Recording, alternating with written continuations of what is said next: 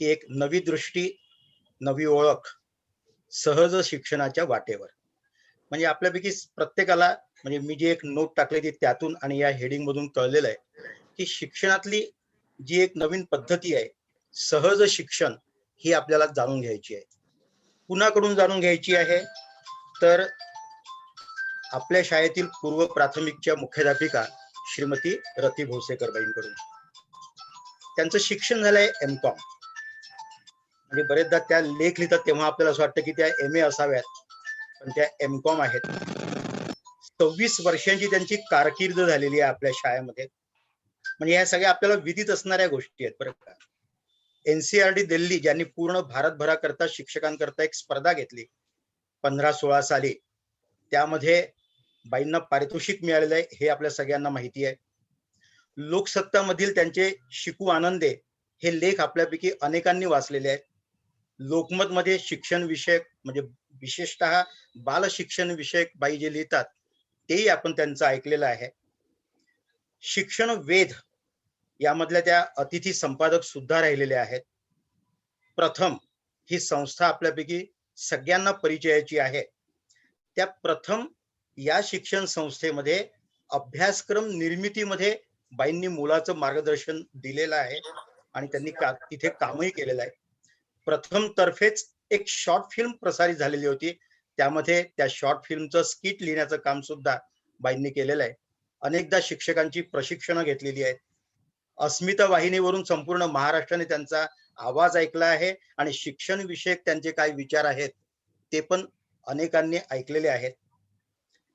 त्यांना राज्य, राष्ट्र या पातळीवर ज्या अनेक परिषदा होतात त्यामधून बाईंनी पेपर प्रेझेंटेशन केलेलं आहे आणि या सगळ्या कामाबद्दल त्यांचा अनेक व्यासपीठांवर गौरव झालेला आहे, त्यांना सन्मान मिळालेला आहे. ही जी काही ओळख होती ती आपल्यापैकी प्रत्येकाला माहिती असणारी ओळख आहे. परंतु ही ओळख याच्यापेक्षा पलीकडचे ज्या काही बाई आहेत ज्या आपल्याला माहिती आहेत त्या जास्त विशेष आहेत. आपल्या शाळेमध्ये त्यांनी जो कार्यक्रम भरवला होता बाल शिक्षणाच्या संदर्भातला, तो आपण सगळ्यांनी बघितलेला आहे, अनुभवलेला आहे. आणि त्याहीपेक्षा आज ज्याविषयी त्या बोलणार आहेत म्हणजे त्यांना सुद्धा हे 17-18 या सालामध्ये हे कळलेलं आहे. मग त्यांना कुठेतरी एक बातमी मिळाली की मद्रासला काहीतरी एक प्रशिक्षण आहे. तिथे आपल्या ह्या मुख्याध्यापिका बाई त्यांना ते कळल्यानंतर 3 दिवसाची रजा घेतात, मद्रासला जातात आणि तिथे सहज शिक्षणाबद्दलचा वर्कशॉप अटेंड करतात. मला असं वाटतं हे सगळ्यांकरता अनुकरणीय आहे. म्हणजे आपण शिक्षक म्हणून त्यांच्याकडून काय घ्यायला पाहिजे आणि त्यांचं विशेष काय आहे, तर मला असं वाटतं हे आहे. त्या एका विभागाचं नेतृत्व करतायत आणि जेव्हा तुम्ही कुठल्या तरी विभागाचं नेतृत्व करतात त्या नेतृत्वामधला सगळ्यात महत्वाचा घटक असतो तुम्ही शैक्षणिक नेतृत्व देऊ शकला पाहिजे. आणि मला असं वाटतं बाई हा ज्या वेगवेगळ्या विषयांचा अभ्यास करतात, जाणून घेतात आणि त्यांच्यातली आतून असणारी जी की एक मोटिवेशन म्हणा, प्रेरणा म्हणा, जी की आहे ती सगळ्यात विशेष आहे आणि त्यातूनच तुम्ही शैक्षणिक नेतृत्व देऊ शकता. आणि मला बाईंची ही ओळख सगळ्यात विशेष वाटते. एखाद्या गोष्टीचा शोध घेणं, नंतर त्याचा आपल्या परीनं विकास करणं आणि त्याचं आचरण करणं हे विकसित व्यक्तिमत्वाचं लक्षण आहे. आणि मला असं वाटतं हा एक जरी घटक आपण लक्षात घेतला सहज शिक्षणाचा, बाईंनी त्या प्रकाराचा आधी शोध घेतला, नंतर हे सगळं त्यांनी इंग्लिश मधून शिकल्या त्या, मग त्याचं त्यांनी मराठीकरण केलं, आपल्या ठिकाणी ते कसं लागू पडेल याचं हे काम केलं, म्हणजे त्याचा विकास केला आणि सगळ्यात महत्वाचं म्हणजे ते या सगळ्या पद्धतीचं स्वतः आचरण करतायत. म्हणजे यातून जे मी सांगितलं होतं आता शोध, विकास आणि आचरण ही जी त्रिसूत्री आहे विकसित व्यक्तिमत्वाची ती आपल्याला यांच्या ठिकाणी बघायला मिळते. आणि आज त्यांनी त्यामध्ये इतकं काम केलं आहे की त्या ठाणे विभागाच्या त्या या सहज शिक्षणाच्या प्रमुख आहेत. आज त्यांच्याकडून आपल्याला हा एक प्रकार शिक्षणातला जो आहे तो जाणून घ्यायचा आहे. बाईंना बाईने जर सांगितलं तर माझी काही ओळखच करू नका, तुम्ही फक्त आता सांगा की बाई बोलतील परंतु हे कदाचित योग्य झालं नसतं. आता आपण त्यांना भरपूर वेळ लागणार आहे, त्यांनी भरपूर अभ्यास केलेला आहे आणि तुम्हाला आता कळलं असेल त्या जेव्हा प्रमुख आहेत या विषयाचा म्हणजे त्यांचा अभ्यास किती दांडगा असेल. बाई तुम्हाला विनंती आहे की तुम्ही विषय आता प्रतिपादन करावा. प्रतिपादन करत असताना बाई तिथे आपल्याला स्लाइड दाखवणार आहेत, व्हिडिओ दाखवणार आहेत आणि त्यामुळे सगळ्यांनी आता केंद्रित करूया त्यांच्या ह्या विषय प्रतिपादनावर. भोसेकर बाई. धन्यवाद जंगले सर. ओळखीबद्दल मलाच माझी स्वतःची ओळख झाल्यासारखं वाटलं आणि खरंच मी आज मनापासून तुमच्याकडे फक्त कुठली विभाग प्रमुख शिक्षणाचे अभ्यासक म्हणून बोलणार आहे. हे जे काही विचार आहेत ते मला समजलेले आहेत, त्याचा अभ्यास करते, तर त्याची मला थोडीफार की काही जाण झाली आहे ते मी तुमच्या पुढे आज मांडण्याचा प्रयत्न करणार आहे आणि आशा आहे की आपल्या सगळ्यांना ते आवडेल असं मी अशी आशा करते. आपला आजचा विषय आहे की सहज शिक्षणाच्या वाटेवर मूल समजून घेताना. ही एक छोटीशी मला असलेली नवी दृष्टी, नवी ओळख आहे. ती आपल्याला काय वाटते ते आपण बघा. एक लक्षात घ्या सर, मगाशी तुम्हीही म्हणत होतात किंवा दिघे सरही म्हणालात तसं, की सहज शिक्षण ही कुठल्याही प्रकारची पद्धती नाहीये. म्हणजे कुठल्याही पद्धतीवर, म्हणजे जी मॉन्टेसरी पद्धत असेल किंवा स्टॅनलर्डची पद्धती आहे, तर कुठल्याही पद्धतीवर इथे चर्चा करणं किंवा कुठल्याही पद्धतीची तुलना करणं हे सहज शिक्षण समजून घेतानाचा हेतू नाहीये. प्रत्येक व्यक्तीला यावर आपलं आपण काम करणं अपेक्षित आहे. म्हणजे हे कुठल्याही पुस्तकात वाचून काहीतरी सहज शिक्षण समजेल असा हा विषय नाहीये. या मार्गाने जा म्हणजे सहज शिक्षण साध्य झालं असं म्हणता येणार नाहीये. हा अभ्यास, निरीक्षण, नोंदी फक्त आणि फक्त मुलांच्या कृतींचं सखोल अवलोकन करून केलेलं आहे.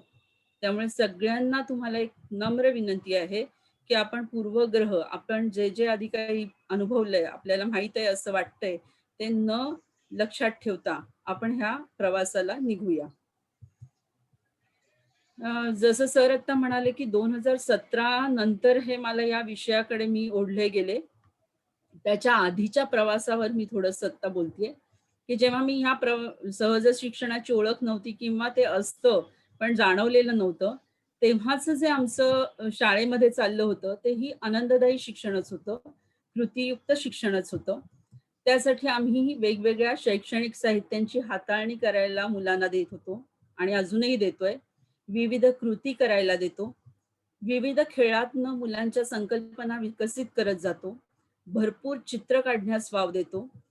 उपक्रम राबवतो जे पालकांना सामावून घेतात, असे आपल्या शाळेमध्ये सतत उपक्रम होत असतात. गाणी, गोष्टी, संभाषण यासाठी मुलांना भरपूर वाव देतो. एकूणच काय तर आनंददायी शिक्षण असं जे म्हणतो आपण ते आम्ही करत असतो. मूल जेव्हा आपण समजतो तेव्हा त्याचा सर्वांगीण विकास म्हणजे भाषा, सामाजिक, भावनिक, बौद्धिक, स्थूल, सूक्ष्म असे सगळे विकास साध्य करण्याच्या दृष्टीने आम्ही ह्या उपक्रमांचं आयोजन करत होतो. आमच्या मुलांना आम्ही ELPS या प्रक्रियेतून, ही प्रक्रिया अशी आहे म्हणजे एक्सपिरियन्स, मुलांना अनुभव देतो. स्पोकन लँग्वेज म्हणजे संभाषणातनं व्यक्त करायला लावतो.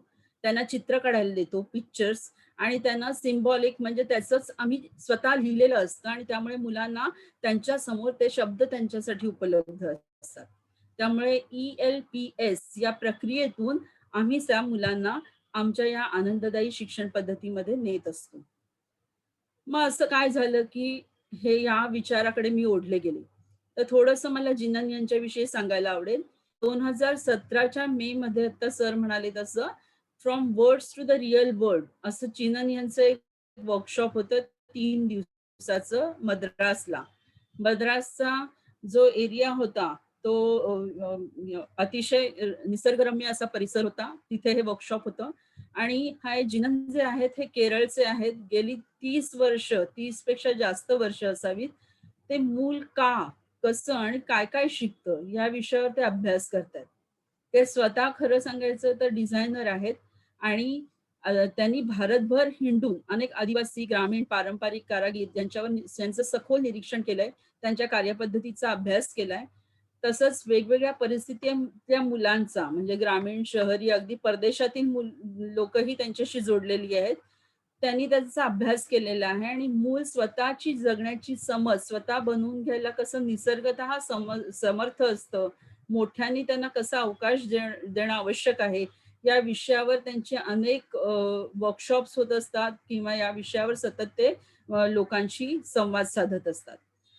त्यांच्या या वर्कशॉपला मी जेव्हा गेले, तेव्हा त्यांनी सुरुवातच 3 दिवस पूर्णतः आम्हाला सगळ्यांना निसर्गाकडे टाकून दिलं होतं. म्हणजे निसर्गात जा आणि जे एक्सप्लोरेशन त्यांनी 3 दिवसात घेतलं, त्याच्यावरनं मी जे शब्दांमध्ये, वर्णनांमध्ये आपण अडकतो, त्याच्यातनं खरोखर खरं प्रत्यक्ष जगाकडे ओढली गेले.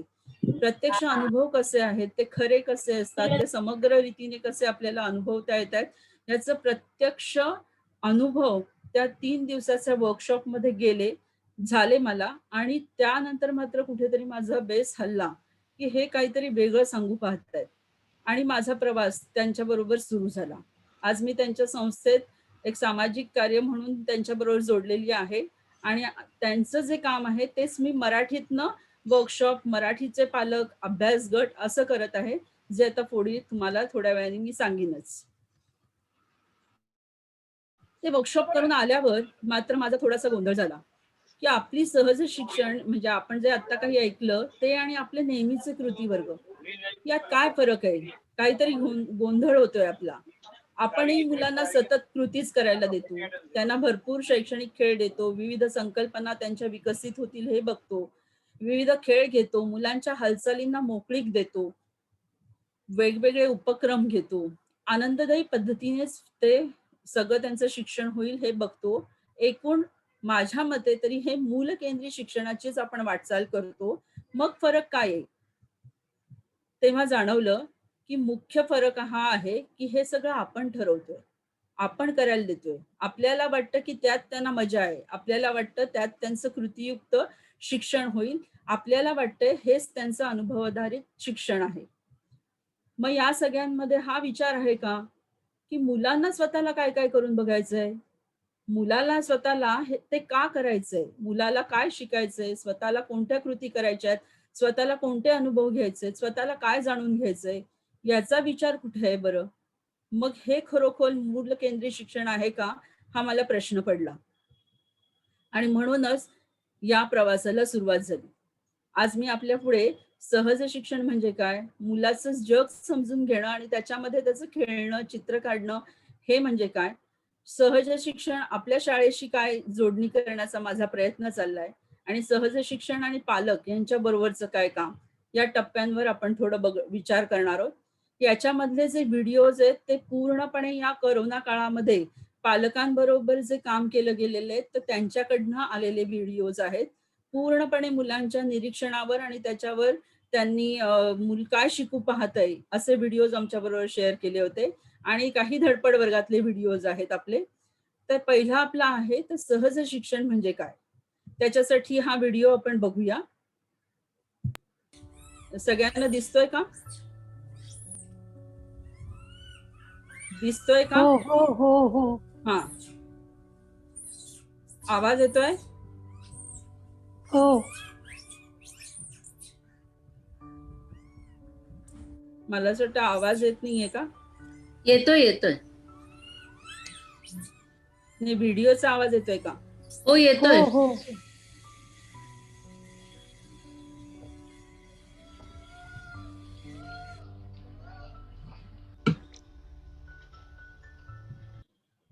प्रत्येक सजीवाला आपलं अस्तित्व टिकवण्यासाठी शिकणं ही नैसर्गिक प्रवृत्ती आहे. ते टिकण्यासाठी लागणाऱ्या गोष्टी तो आपोआप शिकत असतो.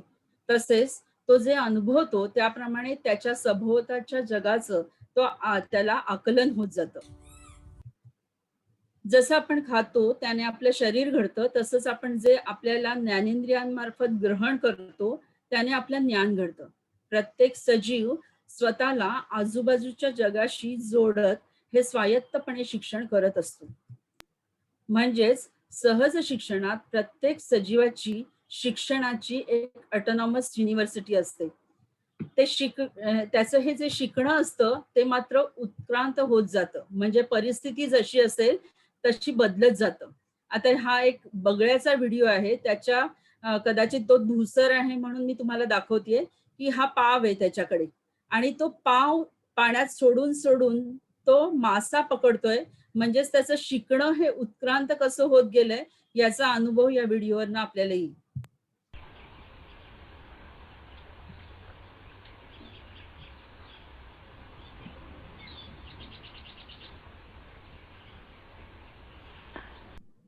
सॉरी.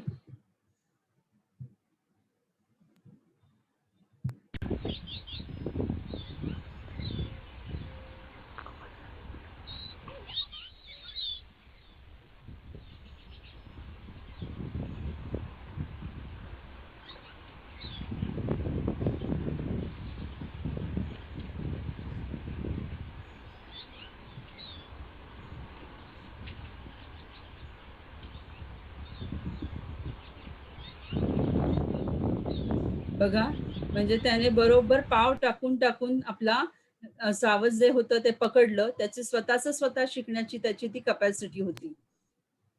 मुलांबाबत सहज शिक्षणाची प्रक्रिया काय आहे? तर ते जग समजावून घेणं, हे म्हणजे त्यांचं सहज शिक्षण आहे. त्यांच्या आजूबाजूला जे काही असतं ते त्यांना आधी समजावून घ्यायचं असतं. आणि त्यामुळे मूल जे अनुभवतात त्यात तुलना करून, समानता शोधून, फरक समजावून ते जगाबद्दल समज घडवू पाहतात.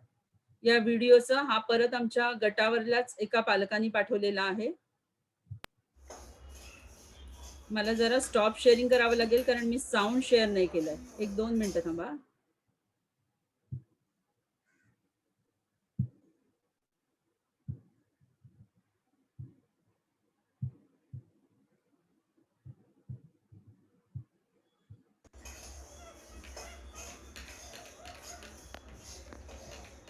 याच्यामध्ये हा मुलगा गावाला बोरवेल त्याने बघितली होती आणि त्याचं फंक्शन कसं आहे हा तो त्याचा बरोबर सिमिलॅरिटी समानता त्याने शोधून काढली आणि त्याप्रमाणे तो अनुभव घेऊन बघतोय की त्या बोरवेलचं किंवा त्या पंपाचं फंक्शन कसं झालं असेल.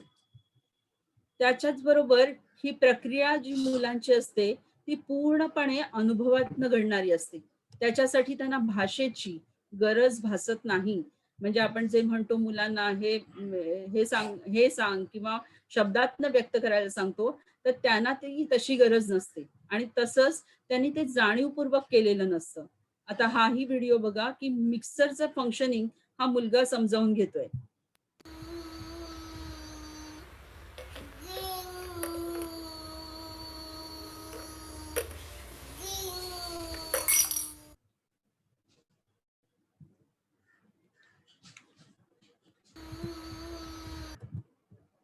त्याचप्रमाणे ही जगाची समज घडवण्यात मुलांची सर्व ज्ञानेंद्रिय एकत्र काम करत असतात. म्हणजे समजा आंबा खाल्ला तर असं नाहीये की आंब्याची त्यांना चवही कळते, त्यांना स्पर्श कळतोय, वास कळतोय, त्यांना रंग कळतोय. म्हणजे ही जी ज्ञानेंद्रिय आहेत ती एकाच वेळेला काम करून त्यांना एक समग्र अनुभव देत असतात ते किंवा समग्र समज देत असतात. म्हणजे आपण जे म्हणतो की आज त्याचा ज्ञानेंद्रिय विकासाचा हा पाठ घ्यायचा आहे, तो पाठ घ्यायचा आहे. तर असं नाहीये. तर मूल एकदाच त्या वस्तूमधनं पूर्णपणे त्याची जाणीव करून घेत असतं. आणि त्याचप्रमाणे जास्तीत जास्त अनुभव त्यांना जेव्हा मिळत जातात, तेव्हा त्या अनुभवांची ते वर्गवारी करतात, त्याची नीट मांडणी करतात आणि मग ते समग्र पद्धतीने ज्ञान मिळवतात. या दोन्ही व्हिडिओजमध्ये तुम्हाला असं त्याचं दिसेल की या मुलाला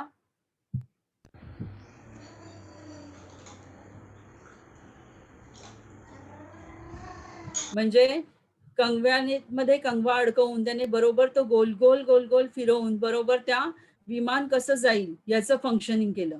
तर डाव्या साईडला जो व्हिडिओ आहे त्याच्यामधला मुलगा बाथरूम मध्ये आंघोळ करताना त्याच्या आई वडिलांनी स्पेस दिली आणि त्याने काय करून बघितलं बघा.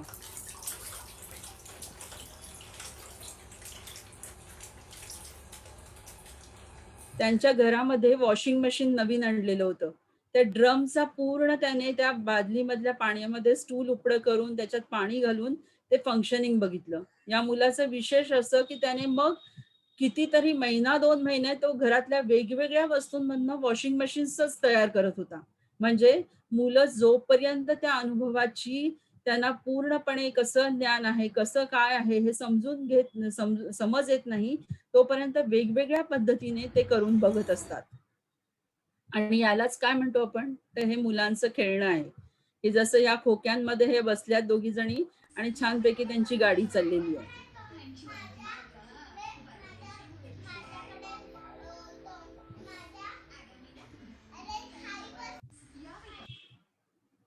या जगण्यात तसंच सहज शिक्षणात असंही म्हटलं जातं, की जेव्हा आपण असं हे बंधनरहित मुलांना खेळायला स्पेस देतो किंवा त्यांना वाव देतो, तेव्हा जे आपण मूल्य म्हणतो, सहकार्य, प्रेम, स्वयंशिस्त, काळजी घेणं, आहे त्या परिस्थितीत समाधानी असणं, समजूतदारपणा किंवा लिंगभेद नाही, हा मुलगा, हा मुलगी, भांडणं सामंजस्याने सोडवणं, हे जी सगळी मूल्य आहेत, ती त्यांच्यामध्ये आपसूक आहेतच आणि ती वाढीला लागतात जेव्हा मुलांना मुलांची स्पेस मिळत जाते, त्यांना त्यांचा अवकाश मिळत जातो.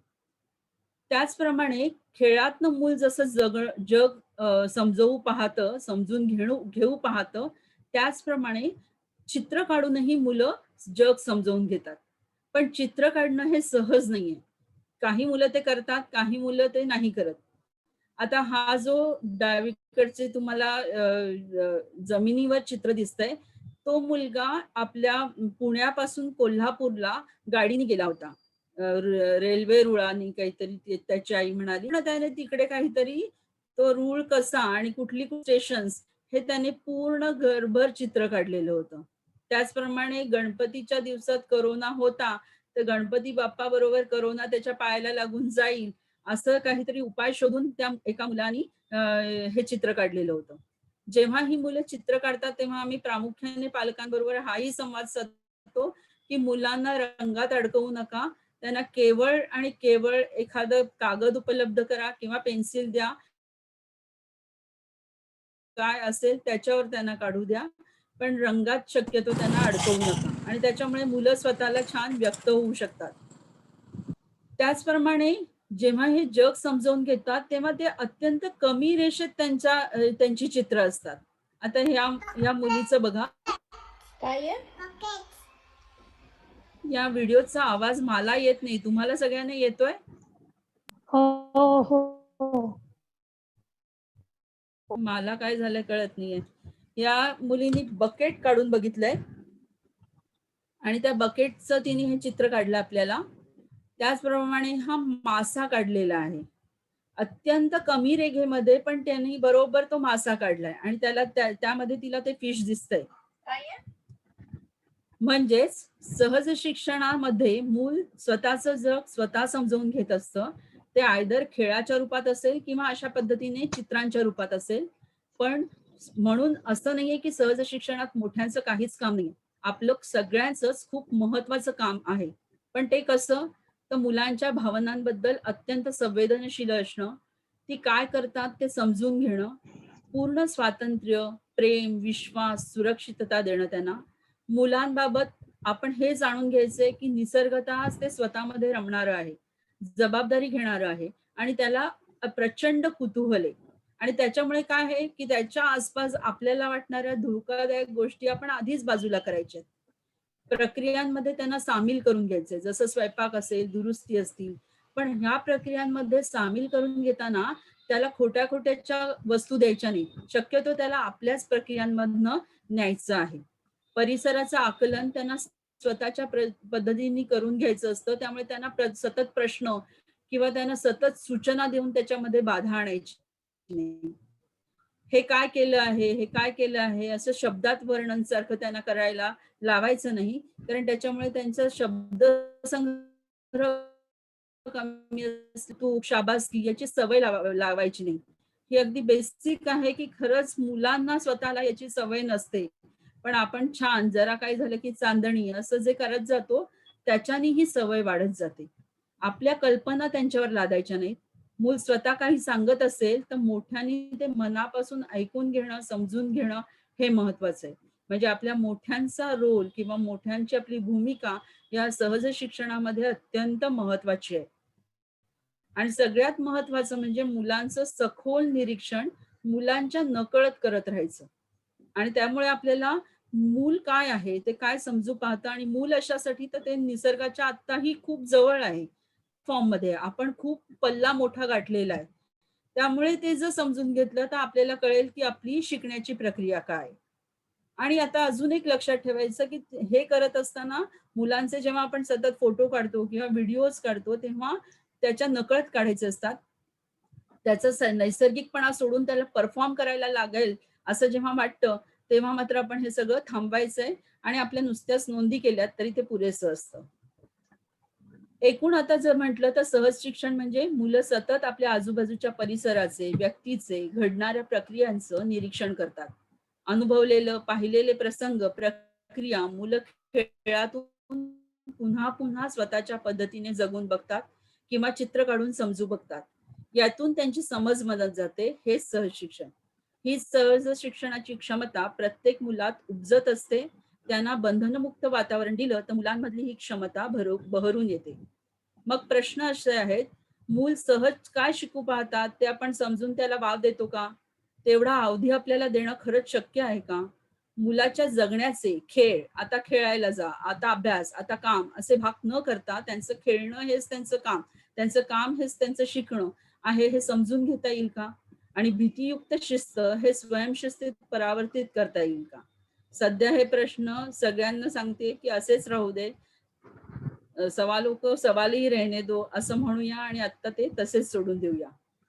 आता या करोना काळामध्ये सहज शिक्षण आणि यांच्या बरोबर जे आमचं काम झालं ते मात्र खूप वेगळ्या प्रकारचं झालं.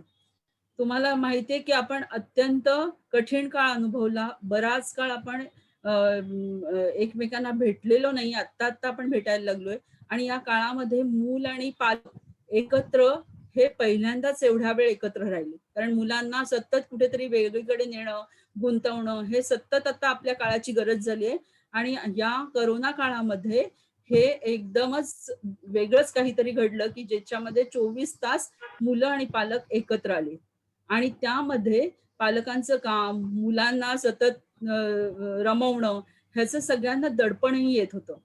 पण जेव्हा आम्ही संवाद साधायला लागलो तेव्हा त्यांना ही एक संधी आहे या दृष्टीने आम्ही दिलासा द्यायला लागलो. पहिल्या प्रथम मुलांना सारखं रमवणं ही आपली जबाबदारी नाही हे सांगायला लागलो. त्यासाठी मूल स्वतः सक्षम आहे. त्याला फक्त त्याचा वाव देणं गरजेचं आहे. हा संवाद जेव्हा साधायला लागलो तेव्हाही त्यांच्यामध्ये फरक पडायला लागला. त्यामध्ये त्यांच्या मुलांचं खेळणं म्हणजे काय आहे आणि त्या सहज शिक्षणात मुलांच्या खेळण्याला काय महत्व आहे ह्याच्याविषयी संवाद साधला गेला. मला असं वाटतं या कोरोना पिरियडमध्ये पालकांचे हे जे काही आमचे ग्रुप जमलेत ते त्याच्यानंतर मुलांचे आमच्याकडे हे जे व्हिडिओज पाठवतात त्याच्याबरोबर काही नोंदीही करायला लागले. त्याच्यामध्ये आम्ही त्यांना असं म्हटलं होतं की तयार खेळणी मात्र मुलांना अजिबात देऊ नका. तुमच्याकडे जे काही तुम्हाला नको असेल, घरामध्ये जे काही खरं काही सामान असेल ते मुलांच्या पुढे टाका. खेळणी, रेडीमेड काहीतरी असं आणून मुलांपुढे टाकू नका. हळूहळू त्यांच्याकडनं खेळणी निघतायत का बाहेर हे बघा. आणि त्याचा खूप चांगला इफेक्ट मुलांच्या या कृतींमधनं आम्हाला दिसायला लागला. या खरं खेळ आणि खेळणी वगैरे याच्यावर 3-3 दिवसाचा वर्कशॉप असतो. त्याच्यामुळे मी आता जास्त खोलात त्याच्यात जात नाहीये मी. पण काहीही झलक बघा.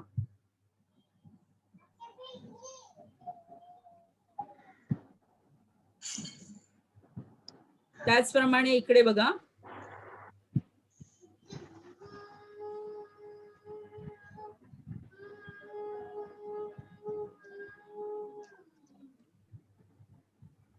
या दोन्ही याच्यामध्ये मुलांच्या जे काही त्याला मिक्सर किंवा भिंगरी करून बघायचं होतं ते त्याचं त्यांनी निर्मिती केली होती आणि त्यांनी त्याचा अनुभव घेतला होता. त्याच्यासाठी रेडीमेड खेळातला मिक्सरही लागला नाही आणि खरोखरची भिंगरीही लागली नाही. मगाशी मी म्हटलं तसं मूल्य ही मुलांमध्ये उपजत असतात आणि तीही या काळामध्येही खूप उभारून आली. एक हा व्हिडिओ आहे तो म्हणजे हा मुलगा जो आहे तो बांगड्या भरतोय. आम्ही बांगड्या पण ठेवलेल्या होत्या, वेस्ट ज्या होत्या त्या. आणि हा व्हिडिओ दाखवते मी तुम्हाला.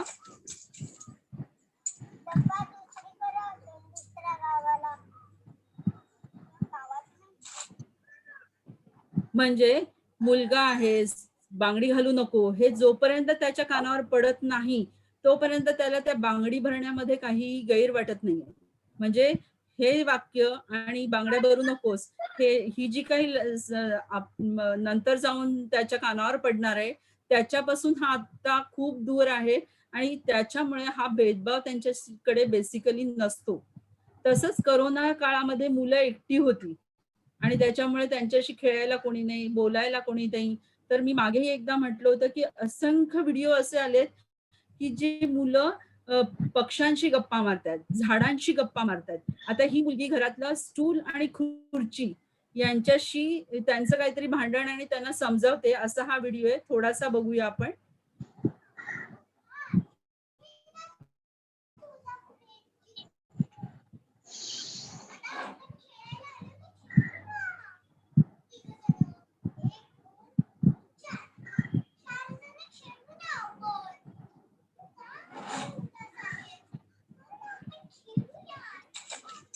म्हणजे तू अशी का उदास आहे, खेळायला कोणी नाही, या सगळ्या ज्या भावना आहेत, या सगळ्या तिने व्यक्त केल्या आहेत आणि ती आपल्याकडे खेळाची सवंगडी, एक स्टूल, खुर्ची यांना शोधून तिने मात्र त्याच्या समजूतदारपणा दाखवलाय आणि आहे त्या परिस्थितीचा तिने स्वीकार केलेला आहे. त्याचप्रमाणे हा एक व्हिडिओ आहे, त्याच्यामध्ये भांडणं सोडवण्याची आपली जी वृत्ती असते, ती कशी आपण थांबवली पाहिजे आणि आपण जज नाही झालं पाहिजे, याचा एक व्हिडिओ आहे. हा माझ्याच ऑफिस मधला आहे, जेव्हा मी सहज शिक्षणाचे प्रयोग करत होते तेव्हाचा.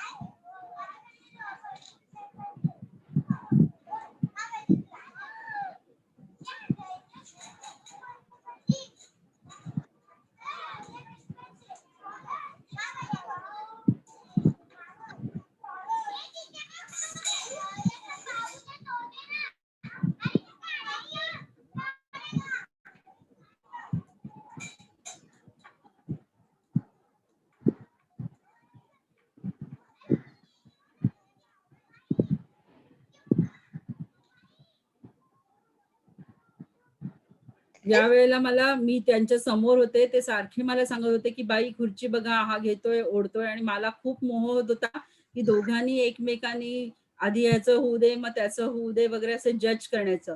पण ह्याच्यातले मोठ्यांच्या भूमिकेनुसार जे बोलायचं नसतं, त्याप्रमाणे मी गप्प होते आणि लक्ष देत नव्हते. त्यांना हे कळत नव्हतं, की बाई आपल्याकडे बघतायत. ते नुसतेच नाव सांगत होते. आणि द मोमेंट दॅट चेअर त्या चेअरनी एक झुला घेतल्याबरोबर त्यांचं भांडण पूर्ण पुढच्या खेळात गेलं, की ते त्या खुर्चीवर विविध वस्तू ठेवून त्या खुर्चीचा झुला करून खेळायला लागले. म्हणजे त्यांची भांडणं ही तीच सोडवतात, ही क्षमता त्यांच्यात असते, हेही त्यांच्या कृतींमधनं आपल्याला कळून येतं. सहज शिक्षण आणि पालक यांच्याबरोबर संवाद साधताना आम्ही हेही त्यांना सांगितलं, की तुमचे जे आपण म्हणतो भाषा विकास, गणिताचा विकास किंवा स्थूल आणि सूक्ष्म स्नायू विकास, हेही मुलांचे सहज साध्य होत असतात, जेव्हा तुम्ही तुमच्या कामांमधनंही त्याला इन्व्हॉल्व करून घ्याल. तर दिवाळीच्या दिवसात हा व्हिडिओ आलाय, की एका आईने खऱ्या इथे शंकरपाळ्या केल्यात आणि एक त्याला करायला दिली. कारण खरं-खरचं साहित्य त्यांना द्यायचं. मनापासून त्या मुलांनी शंकरपाळ्या केल्यात.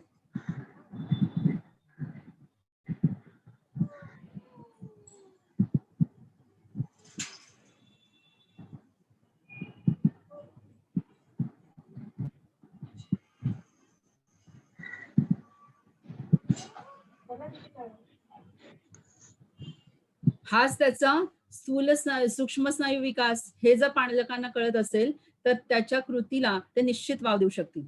तसे फोटो आले आत्ताच आमच्या ग्रुपवर. त्याच्यामध्ये हा मुलाला टेप मिळालं आणि तो सगळ्या दारांची टेप मोजमाप घेत होता. इथे आम्ही पालकांना नोंदी करायला सांगतो. त्यामध्ये त्याच्या आईनी इतकं छान लिहिलं होतं, की अथर्वचं वेगवेगळ्या दारांची मोजणी चालू होती आणि प्रत्येक दाराचं माप वेगळं असल्यामुळे त्याला त्याचं आश्चर्य वाटत होतं. म्हणजे हे जे काही आहे, की हे दाराचं माप वेगळं येतंय, ते दाराचं माप वेगळं येतंय, म्हणजे हाच लांबी रुंदी याची जास्त, रुंदी याची कमी, हे त्याला आपसूक समजतंय ना. त्याचबरोबर आम्ही त्यांच्या भाषेविषयी जागरूक राहायला सांगतोय, की ते काय त्याची स्वतःची भाषा काय आहे का मुलाची, हे बघा आणि त्याच्यावर विचार करा. त्याच्यावर एका आईने आम्हाला हे नोटिंग करून पाठवलं, की तिच्या मुलाला जेव्हा खरचटलं होतं, तेव्हा दुसऱ्या दिवशी त्याला विचारलं, तुझा भाऊ बरा झाला का? तर तो म्हणाला, बरा झालाय पण पळून नाही गेलाय. मला आधी कळायचं नाही. एकदा त्याला खरचटलं. 4 दिवसांनी तो म्हणाला, माझा भाऊ पळून गेला बघ. त्याच्या भाषेत भाऊ भरा होतो म्हणजे दुःख होतं आणि भाऊ पळून जातो म्हणजे खरचटल्याची खूण बरी होते. म्हणजे हा जो फरक केला होता, तो त्याची स्वतःची भाषेमध्ये त्याने तो व्यक्त केला होता, की भाऊ भरा होणे आणि भाऊ पळून जाणे. असे 2 भाग त्याने या त्यांच्या कल्पनेमध्ये केलेले आहेत. आणि मुख्य सांगायची गोष्ट म्हणजे ह्या सगळ्या टिप्पणी ते पालक करतायत, ते समजून घेतायत, की मूल त्याच्या भाषेमध्ये आपल्याला काय सांगू बघतंय. म्हणजे असं इथे कुठे तिन्ही दुरुस्ती केली नाही आईने. "अरे तुझं खरचटलेलं ते खपली आहे ना, ती बरी झाली." असं काहीतरी सांगितलं नाही. तो पळून गेला आणि हा बरा होता, हे एक्सेप्टेड आहे. त्याचप्रमाणे आम्ही आपलं जे वाचन असतं मुलाचं, त्याच्याविषयी पालकांशी बरीच चर्चा केली आहे. त्याच्याविषयी त्यांचं नक्की वाचन काय म्हणायचं याच्याविषयी आमच्या चर्चा होतात. आता हे काही वाचन बघा मुलांची.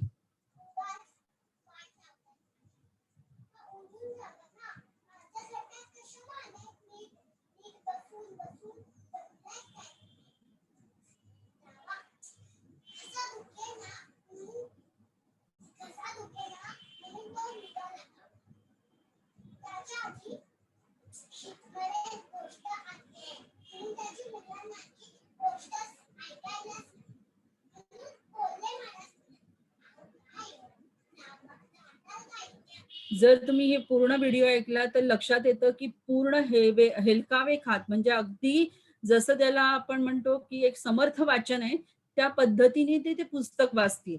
कुठे पॉज घ्यायचा, कुठे थांबायचंय म्हणजे शब्दही केवळ गाडी होऊन वाचणं आणि हे असं वाचणं याच्यामधला जो फरक आहे, तो इकडे आपल्याला दिसतोय, की नुसती अक्षर ओळख झाली आणि वाचत सुटले असं नाही.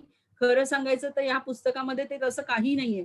पण केवळ ती बडबडत बसलीये, पण त्याच्यामध्ये त्या गोष्टी सांगण्याच्या पद्धतीमध्ये किंवा वाचनाच्या पद्धतीमध्ये जो सहजपणे आलेला एक तिचं शिक्षण झालेलं आहे किंवा त्याच्यातला सहजता आलेली आहे, ती मात्र आपसूक आलेली आहे, आपल्या-आप आलेली आहे. त्याचप्रमाणे ही इकडे वाचत बसली होती. जवळ-जवळ 8 मिनिटं, 8 ते 10 मिनिटं एका जागेवर बसून बारीक टाइपमधलं ही बातमी वाचत होती. खरं सांगायचं तर ते काहीही ते वाचत असेल, ते तिला समजत असेल की नाही किंवा ती अक्षरच बघत होती का? ह्याचा काही प्रश्न करण्यात अर्थ नाही. पण आपल्याला जी वाचनाला शांतता लागते, एक त्याच्यामुळे प्रसन्नता मिळते. हा सगळा अनुभव मात्र ती त्या वाचनामधनं घेत होती आणि ते जास्त इथे महत्वाचं होतं. रादर दॅन काय अक्षर वाचते आणि कुठलं अक्षर वाचतीये. त्याचप्रमाणे पालकांशी आम्ही चित्र याविषयी संवाद साधतो. मूल चित्र का काढतं? ही कला नाहीये. कारण आपण जो मोमेंट मुलांना चित्र शिकवतो, तेव्हा त्याच्याकडे एक कला म्हणूनच बघायला लागतो. आणि त्याच्यामुळे काय होतं, की अगदी लहान वयामध्ये म्हणजे अगदी आमच्याकडच्या मुलांनाही 4 वर्षाची मुलं पण आम्हाला सांगतात, की मला चित्र काढता येत नाहीत. म्हणजे हा खरा तिथे झालेला त्यांच्यावर आपण केलेला पहिला आघात आहे, की त्याच्या चित्रालाच आपण बंद केलंय, की जे त्याचं एक माध्यम होऊ शकतंय जग समजून घेण्याचं. मग काढलेल्या चित्राला सुंदर आहे का? असं शेरा मारून ती प्रक्रिया आपण बंद करत नाही ना, हे आपल्याला बघायला पाहिजे किंवा त्याच्यामध्ये सुधारणा करण्याची गरज नाही. मगाचचं जे फिश होतं, मगाचा जो काही रूट काढलेला होता, ते बदलण्याची गरज नसते. त्याचप्रमाणे कला हे अंतिम स्वरूप आहे. चित्र काढणं ही एक प्रक्रिया आहे आणि मुलांना नेहमी प्रक्रियेत राहायला आवडतं, रादर दॅन त्यांना प्रॉडक्ट असण्यापेक्षा. सो त्या मुलांना त्या प्रक्रियेत असणं हे फार गरजेचं आहे. आणि चित्र काढण्याला कला नाही तर मुलांची आकलन प्रक्रिया आहे आणि ती त्याला मर्यादा घालायची नाही, याच्याविषयी आम्ही पालकांशी संवाद साधला. तुम्हाला मगाशी म्हटलं तसं आम्ही त्यांना सांगितलंय, की चित्राची पुस्तकं, रंग भरणे, चित्र बघून चित्र काढणे, युक्त्या वापरून चित्र काढणे, हे सगळं त्यांना सांगितलंय, की आता असं नाही करायचंय. त्यामुळे हे जे गावाचं चित्र काढलंय, तिकडे गेल्यावर तिला जे काही दिसलं ते तिने सगळं काढलेलं आहे. हे जे चित्र आहे ते आत्ताच्या काळामध्ये सोशल डिस्टन्सिंगमध्ये जी लग्न पार होतात, त्या लग्नाला एक ती मुलगी गेली होती आणि तिथून आल्यावर तिने हे चित्र काढलेलं आहे. त्याचप्रमाणे कोरोना काळामध्ये हे सगळे कोरोना आहेत आणि ते सगळे चीनला परत जा. अशी कोरोनाची तर इतकी तुफान चित्र आलेत, की काही विचारायला नको. प्रत्येकाने त्या करोनावर आपापले उपाय शोधून त्याला परतवून लावण्याची विविध प्रकारची चित्र इथे पाठवलेली आहे, आमच्या ग्रुपवर आलेली होती. त्याचप्रमाणे इकडे या मुलाला एक्सरसाइजचं आणि घरातले सगळे जाडे होत आहेत याच्यावरती खूप त्याला काहीतरी सतत तो त्याविषयी विचार करायचा आणि त्यामुळे इथे सगळ्यांची त्यांनी पोटं काढली आहेत आणि सगळ्यांना एक्सरसाइज करायला लावली. म्हणजे आम्ही जेव्हा त्याच्या आईशी बोललो तेव्हा ती म्हणाली की नाही, हे असं असल्यामुळे तो, कारण आम्ही जेव्हा सभा घेतो तेव्हा मुलं नसतात पण आम्ही ही चित्र दाखवून एकमेकांशी संवाद साधतो, तेव्हा त्याची आई म्हणाली की तो खूप त्याच्याबद्दल आम्हाला सारखे व्यायाम करा आणि पोटाविषयी, पोट वाढलंय वगैरे असं त्याला काहीतरी जाणवतंय आणि त्यामुळे त्यांनी हे चित्र काढलंय. आता या मुलाची ही चित्रकला बघा, याच्यात त्यांनी स्वतःनीच एक समस्या मांडली चित्र काढून आणि स्वतःनीच सोडवली आहे.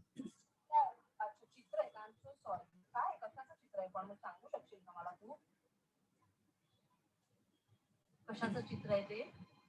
हो सांगेन ना. ही बिल्डिंग आहे. बिल्डिंग मधनं एक माणूस येतोय. तो डोंगरावरनं जातोय आणि घसरगुंडी करून त्याच्या बसमध्ये जातोय आणि शाळेत जातोय. पण हत्ती काय गाडीला येऊ नये देते आणि हा मुलगा त्याला चिडून सांगतोय की तू पायवरती कर, गाडी अशी जाईल इकडे, हा पाय वरती कर, गाडी इकडे जाईल, पाय वरती कर, इकडे गाडी जाईल, पाय वरती कर आणि पाय वरती कर, गाडी बाहेर त्याच्या स्कूलमध्ये जाईल आणि सेफ्टीवर कर, म्हणजे अजून व्यवस्थित जाता येईल, अंधार नाही पडणार. ओके, आणि हे काय आहे बाळा? डोंगर. म्हणजेच त्यांनी त्याची समस्या पण होती, त्याच्यातनं त्याचं सोल्युशन पण काढलं, पण ते पूर्णपणे त्याच्या स्वतःच्या चित्राचं अनालिसिस करून त्याने दाखवलं. तर अशा प्रकारच्या चित्रांना, अशा प्रकारच्या खेळांना जास्तीत जास्त जर तुम्ही वाव दिलात तर हा जो करोना काळ होता ज्याच्यामध्ये मुलं, पालक एकत्र होते, तोही काळ आपल्याला खूप चांगल्या पद्धतीने घालवता येईल हा विश्वास आम्ही पालकांना सतत देत होतो आणि त्या दृष्टीने जे काम झालं त्याची मी ही मांडणी केली होती.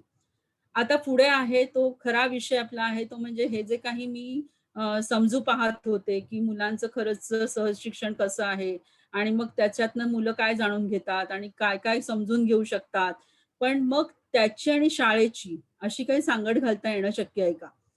तर त्यामुळे याविषयी थोडंसं सांगताना हा एक धडपड वर्ग नावाचा एक वर्ग एक वेगळा तयार करायचा प्रयत्न केला.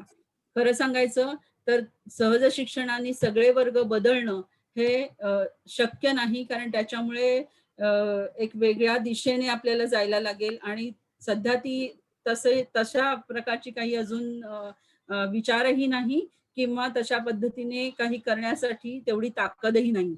कुठलीही क्षमता विकसित करण्यासाठी म्हणजे कुठल्याही त्या धडपड वर्गामध्ये जसं आमच्या माहिती पुस्तिकेमध्ये आहे की भाषा विकासासाठी हे खेळ घ्यायचे, गणितासाठी हे खेळ घ्यायचे किंवा काही काही विषयानुसार असतं, त्याप्रमाणे ह्या आमच्या धडपड वर्गाला कुठलीही ध्येय पुस्तिका नाही, माहिती पुस्तिका म्हणजेच नाहीये, तयार खेळणी अजिबात नसतात आमच्याकडे, शैक्षणिक साहित्य नसतं, जे काही आहे ते सगळं टाकाऊ सामान आहे जे आम्ही त्या वर्गांसाठी वापरत आहोत.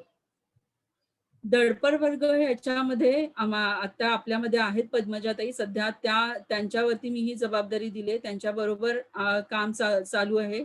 मोठ्या गटातल्या सगळ्याच शिक्षिका हे समजून घेऊन जाण्याचा आमचा प्रवास चाललेला आहे. तर मुलांबरोबर मोठे म्हणून काय भूमिका असावी याची आम्ही नीट माहिती करून घेतोय. मुलांना मात्र माझं काम मी म्हणजे त्यांचं काम त्यांनी करायचं आणि आमचं काम म्हणजे शिक्षक जो काय तिकडे असेल त्याचं काम ते करणार हे कळलेलं आहे. म्हणजे शिक्षक तिकडे काहीतरी शिकवेल ही अपेक्षा मुलं करत नाहीत. मुलांच्या कृतीचं निरीक्षण तिकडे जो कोणी फॅसिलिटेटर म्हणून ठेवलेले आहेत, पद्मजाताई आहेत आता, त्यांच्या नकळत करत राहणं एवढंच त्यांना सध्या आता जबाबदारी दिली आहे. त्यातून ते काय जाणून घेत आहेत, समजून घेत आहेत हे आम्ही टिपून घेतोय. आपल्याला मूल अजिबात महत्व देणार नाही. म्हणजे शाळेमध्ये कसं बाई आल्या, बाई, बाई असं करतात. तसं मूल आपल्याला सहज शिक्षण वर्गामधलं आमचं जास्तीत जास्त ध्येय असं आहे, की मूल आपल्याला महत्व देणार नाही. याच्यासाठी काय करायचं? ह्याच्यावर आम्ही कटाक्ष करतो. म्हणजेच काय तर त्याला अजिबात मदत करायची नाही. फक्त त्याच्या सुरक्षिततेची आम्ही काळजी घेत असतो. या वर्गामध्ये मुलांना मी मगाशी म्हटलं तसं विविध प्रकारचं साहित्य जसं बाटल्या, झाकणं, दगड, टायर, स्क्रू, चिंध्या असं काहीही उपलब्ध करून देतो. मुलं शिक्षकांच्या मार्गदर्शनाशिवाय ठेवलेल्या वस्तू मुक्तपणे हाताळून त्याचं अन्वेषण करतात. मुलांसाठी विविध क्षेत्रभेटी असतात. जिथे एखादी तयार वस्तू होईल, दुरुस्ती होईल अशा ठिकाणी नेतो. विविध लोकांना जे प्रत्यक्ष काही वस्तू तयार करण्याचं काम करतात त्यांना बोलवतो. त्यांच्या कामात मुलांना सामावून घेतो आणि विविध कलांचं सादरीकरण त्यांच्यापुढे केलं जातं. या वर्गामध्ये आपण काय करतो तर शालेय वर्गरचना आहे ती अजिबात विचलित करत नाही. तर प्रत्येक एकेका वर्गाची मुलं 15-15च्या ग्रुपने 1.5 तासासाठी या वर्गात येतात. दर आठवड्याला सगळे वर्ग त्या वर्गामध्ये येतील असं नियोजन याचं केलेलं आहे. हे काही धडपड वर्गाचे फोटो आहेत की जिथे विविध प्रकारचं साहित्य वेगवेगळ्या ठिकाणी ठेवलेलं असतं. ह्या वर्षभरात आमचं फक्त पालकांबरोबर काम चाललंय. पण हे वर्गांमधले फोटोज तुम्हाला दाखवते की टाकाऊ वस्तू, त्याचं अन्वेषण, त्याच्यावरती चर्चा असं सगळं मुलांचं चाललेलं असतं.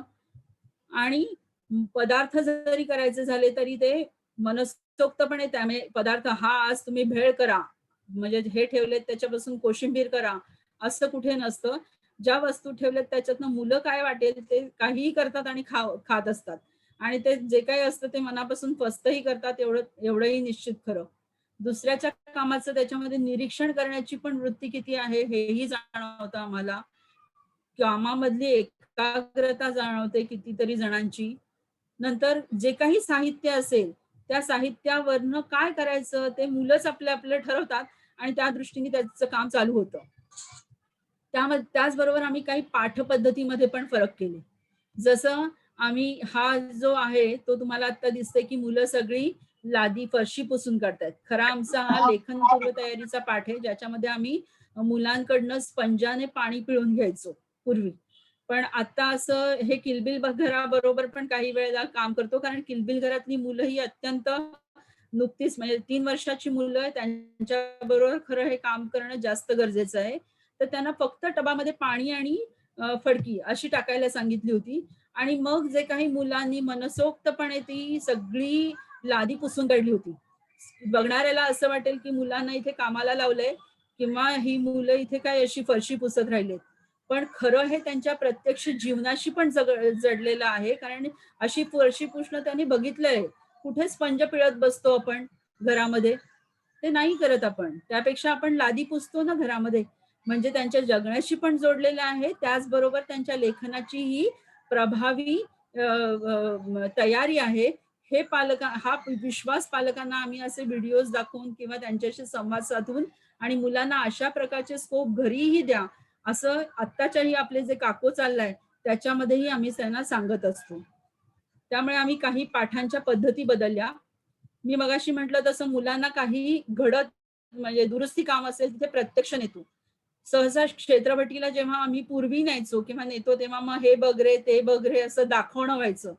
या भेटीमध्ये आम्ही असा बदल केला की जेव्हा आम्ही नेलं मुलांना तेव्हा आम्ही असं होतं की काहीच बोलायचं नाही की काय बघायचंय तुम्हाला काय दाखवायचंय. आणि त्याच्यामुळे जवळजवळ पाऊण तास ती मुलं काही बोलतच नव्हती, काही करतच नव्हती. म्हणजे मला आणि पद्मजाताई होत्या त्या आम्हाला दोघींनाही अस्वस्थता आली होती की आता जाऊ दे मुलांना दाखवूया आपण. आणि थोड्या वेळाने मुलांचा इतकं क्लिक झालं आणि हा जो मेकॅनिक काका होता तोही अत्यंत हुशार होता. तोही काहीही शिकवायला बसला नाही मुलांना, हे बघ ते बघ करून. आणि मग मुलं त्याच्याशी संवाद साधून त्यांनी भरपूर प्रश्न विचारून घेतले जे मुलांचेच होते. हे काय आहे ते काय आहे करून प्रत्येक गोष्टीची त्यांनी नावं या काकाकडनं जाणून घेतली. आणि काकाचं कौतुक असं की त्यांनी जास्तीची माहिती अजिबात दिली नाही. जेवढं मूल विचारत होतं त्या मुलाच्या प्रश्नाला फक्त तो उत्तर देत होता. हे अत्यंत चांगलं काम या काकाने केलेलं होतं.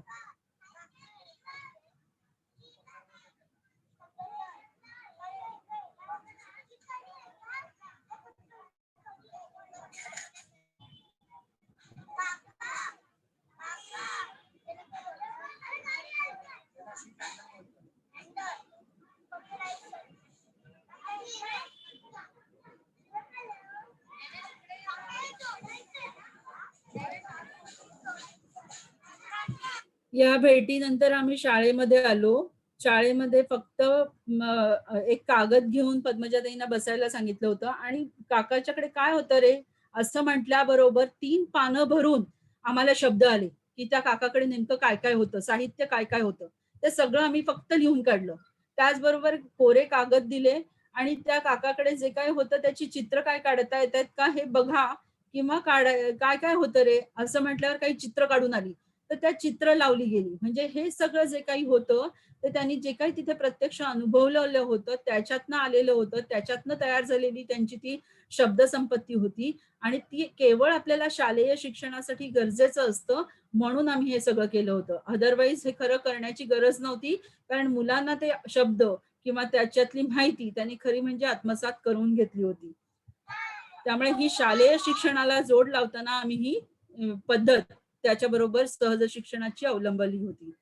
त्याचबरोबर आम्ही गणपतीचं डेकोरेशन एरवी अगदी छानपैकी गणपती मांडतो, मग फुलांची आरास असते, असं सगळं करतो. यावेळेस आम्ही ह्या पद्धतीत असं केलं, की हे बघा ही फुलं आहेत, इथे गणपती आणले होते, 5-6 होते आणि काय करायचंय ते बघा आणि त्याच्यानंतर मुलांनी ही आपली फुलांची आरास आणि डिस्कशन करून कसं पाहिजे याची चर्चा करून गणपतीचं डेकोरेशन केलं होतं. मला फुलांमध्ये काय सापडलं?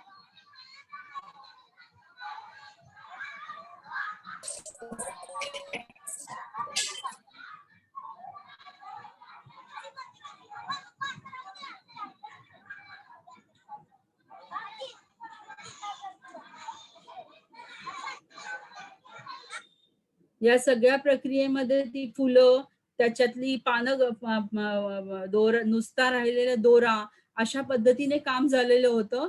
त्याच्यामध्ये कुठेही सुबकता वगैरे अशी काही नव्हती. पण ती जी कामातली त्यांची एकाग्रता होती, इन्व्हॉल्वमेंट होती, ती त्याच्यापेक्षाही कितीतरी जास्त छान होती आणि आवश्यक होती. त्याचप्रमाणे आम्ही मुलांना जिकडे आपल्याकडे गणपतीच्या दिवसांमध्ये वेगवेगळ्या ठिकाणी साताऱ्याचे वगैरे असे गणपतीचे स्टॉल्स लागतात, तिकडे घेऊन जातो. दरवेळी असं असतं, की तिकडे घेऊन मुलांना फेरी दाखवून गणपती दाखवणं वगैरे. याही वर्गात आम्ही जेव्हा धडपड वर्गाची मुलं घेऊन गेलो होतो, तेव्हा मुलांना नुसतंच मोकळं सोडलं होतं आणि कागद, पेन्सिल नुसत्याच ठेवल्या होत्या. ज्यांना वाटेल त्यांनी येऊन चित्र काढायचं असं फक्त सांगितलेलं होतं. त्याच्यावर हा एक मुलगा एक कागद पेन घेऊन बसला होता एका गणपतीच्या शेजारी, गणपतीच्या समोर.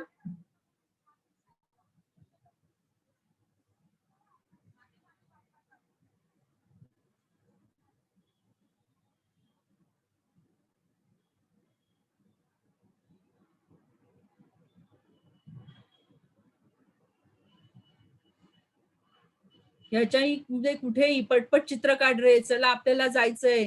आता हे असं कसं चित्र, हे असं न करता हा जो काही अवकाश आहे तो त्यातल्या त्यात आम्ही आमच्या या वर्गामध्ये देण्याचा प्रयत्न करतो.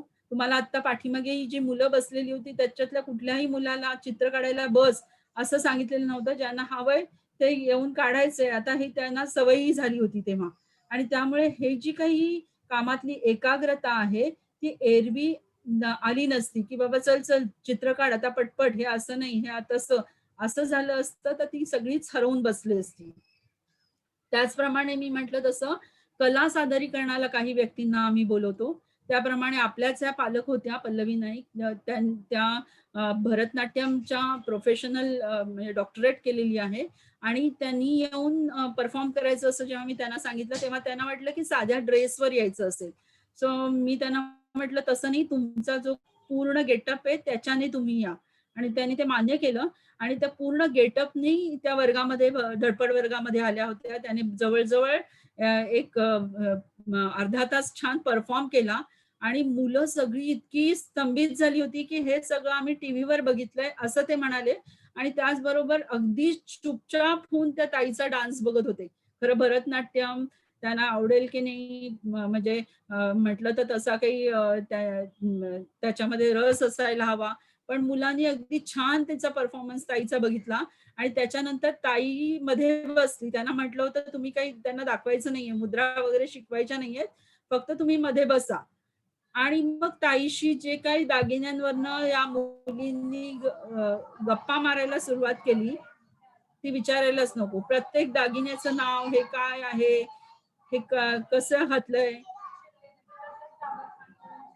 आणि ताई फक्त त्यांच्या प्रश्नाला जे काय विचारत होती त्याला उत्तरं देत होती.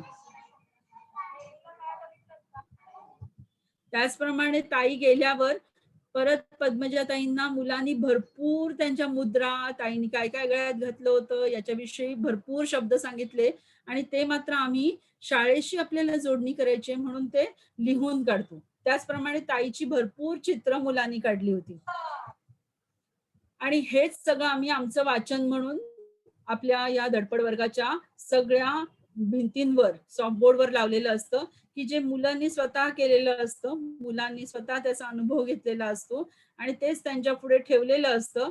ह्याचं वाचन कर, हे वाचून दाखव, हा कुठेही त्याच्यामध्ये हेतू नसतो. कधी कधी ते आपलं आपलं असल्यामुळे कदाचित मुलं वाचायला सुरुवात करतात, आणि मग त्यांच्यातनच त्यांची साईट रीडिंगच्या पद्धतीने वाचनाची सुरुवात होते. तसंच हा वर्गातला व्हिडिओ आहे, पण अशाही पद्धतीच्या वाचनाला वर्गामध्ये वाव दिला जातो. राजा असतो. आम्हाला सांगितलं एक चितारी असतो आणि तो अशा अशा करतो आणि एक बाई असते तिला पटवून ठेवतो. आता शाळा ठेवतो आणि त्याच दिवशी एक म्हातारा असतो जाळीवाला आणि त्याच्या ह्याच्यावर पतंग असतो. एक बाई असते. आता या वाचनाची ही मुलं मजा लुटतायत का या वाचनाचे हे तुम्हीच ठरवा.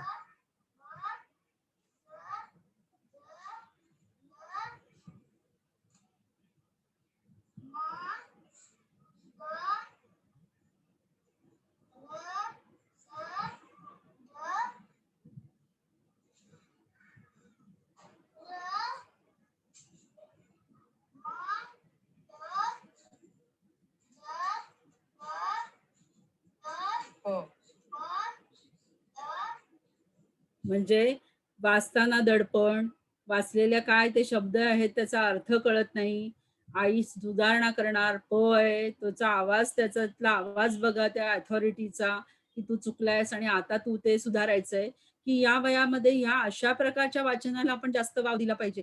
हाही एक विचार आम्ही पालकांसमोर मांडतो. अशा प्रकारच्या व्हिडिओज मधनं त्यांच्याशी बोलू पाहतो, की या अशा वाचनापेक्षा मुलांच्या जवळजवळ 8 वर्षापर्यंत किंबहुना 10 वर्षापर्यंत अशा मोकळ्या वातावरणाला जर आपण वाव देऊ शकलो, त्यांच्यासाठी ती जर स्पेस निर्माण करू शकलो, तर कितीतरी जास्त गोष्टी आपल्या समोर येतील. आता आम्हाला या धडपड वर्गामध्ये काय दिसलं, तर मुलांना आपलं काम आपण हे माहीत झालं. म्हणजे बाई झाले, बाई झालं, हे जे आहे ते थांबलं. दुसऱ्याने काही सांगितल्याशिवाय करायचं नाही, यापासूनही थोडीफार सुटका झाली. मी पूर्णतः दावा करणार नाही की सुटका झाली, पण थोडीफार झाली. म्हणजे बाई काय करू, बाई काय करू, हा जो प्रश्न सारखा असतो ते सुटला. कृतीमध्ये स्वयंशिस्त आली. म्हणजे मी काहीतरी करायला दिलंय म्हणून तुम्ही करायचं नाहीये, तर मुलांना करायचंय म्हणून ते करत असल्यामुळे त्याच्यामध्ये त्यांची एक स्वयंशिस्त होती.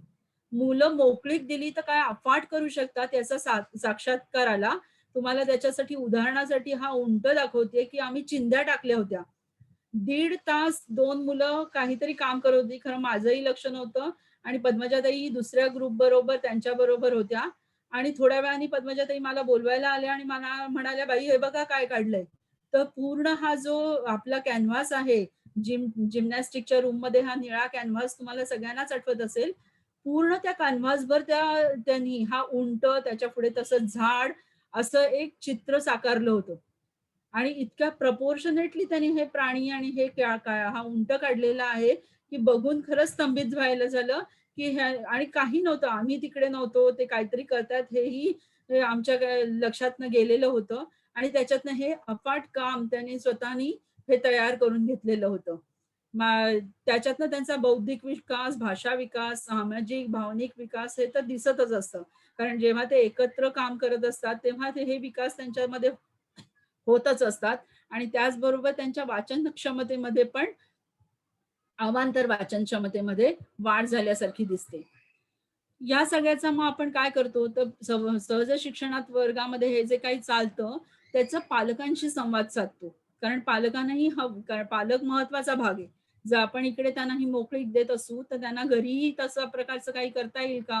हे असणं गरजेचं आहे आणि त्यामुळे पालकांशी संवाद साधतो. मुलांच्या या कृतीचा अभ्यास करून पालक संवाद आयोजित केले जातात. त्यांना वर्गातले या मुलांचे व्हिडिओ दाखवतो. त्यांना घरी अशी निरीक्षणं नोंदवण्यास सांगतो. त्याच्यावर शंकांवर चर्चा करतो. घरचं त्यांच्या नको असलेलं काही साहित्य आपण धडपड वर्गासाठी मागवतो आणि काही साहित्य हवं असेल, जसं काही खाऊ करायचं असेल, खाण्याचे पदार्थ तयार करायचे असतील, तर पालक आपल्याला तेवढं सहकार्य निश्चित करतात. आता मुख्य सगळ्यांचा जो प्रश्न होता तसं, की मग आपला सहज शिक्षणाचा वर्ग आणि कृतीयुक्त वर्ग असं जे आपण म्हणतोय 2 भाग, तर त्याच्यामधला फरक काय आहे?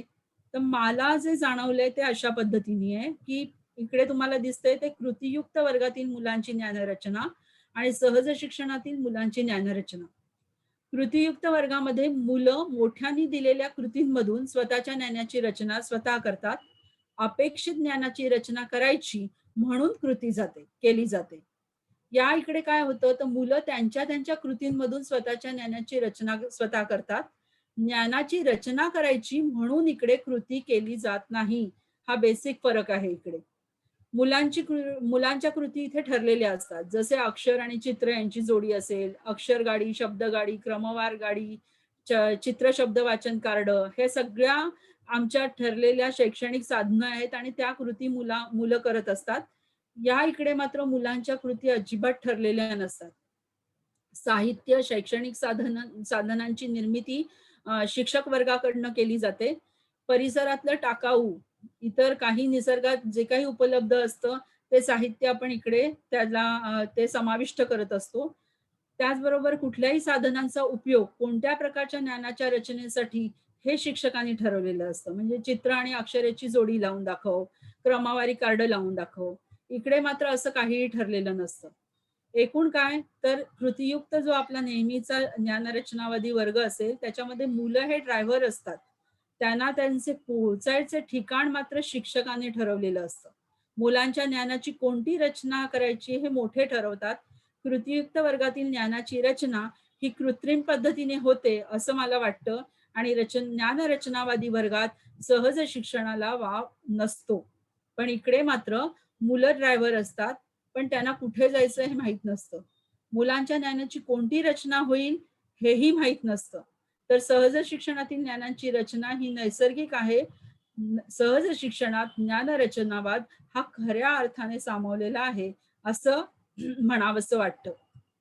एकूण काय, तर धडपड वर्गात ही जी ELPS प्रक्रिया दाखवली, ही जी एरवी आम्ही शिक्षक करतो, ती पूर्णपणे मुलांच्या हातात देऊन करण्याचा आपण प्रयत्न करतोय आणि तशी होण्यासाठी मार्गक्रमण करत आहोत.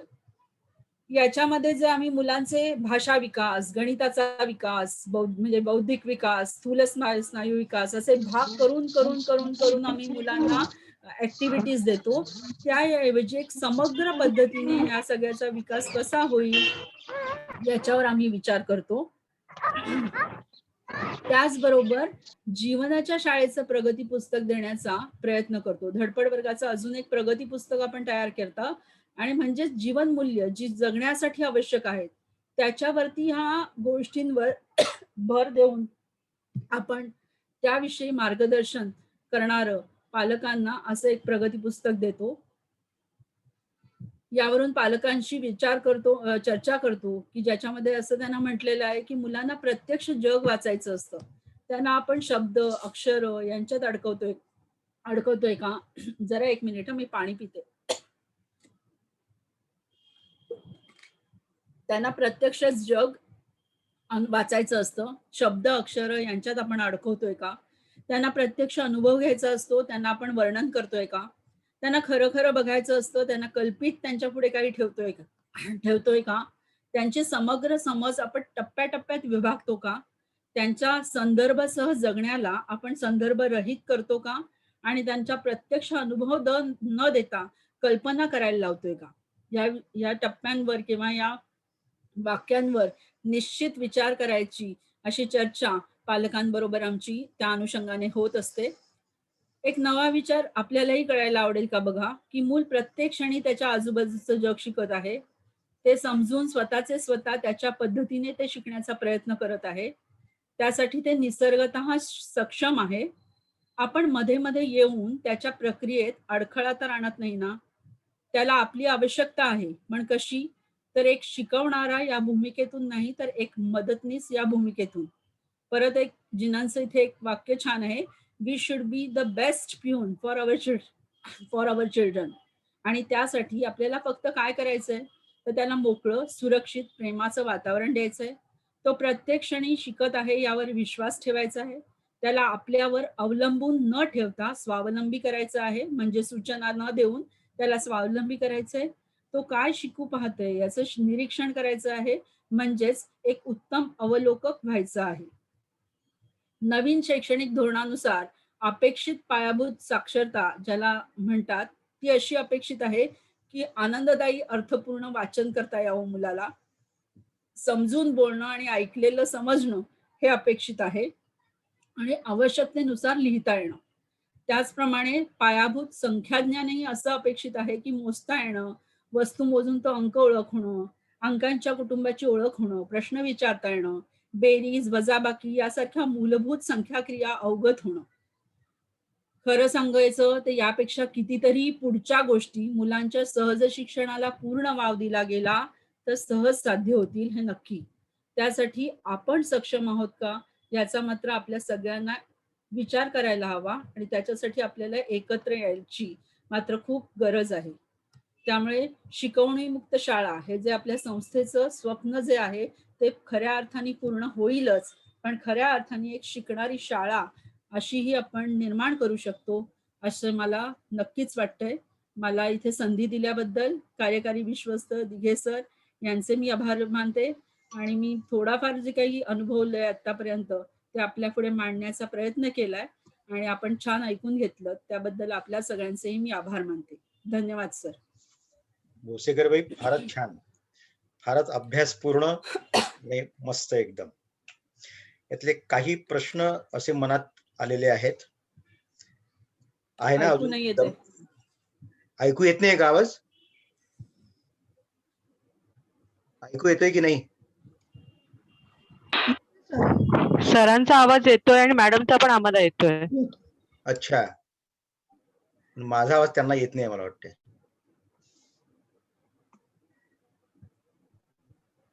भोसेकर भाई आवाज येतोय का?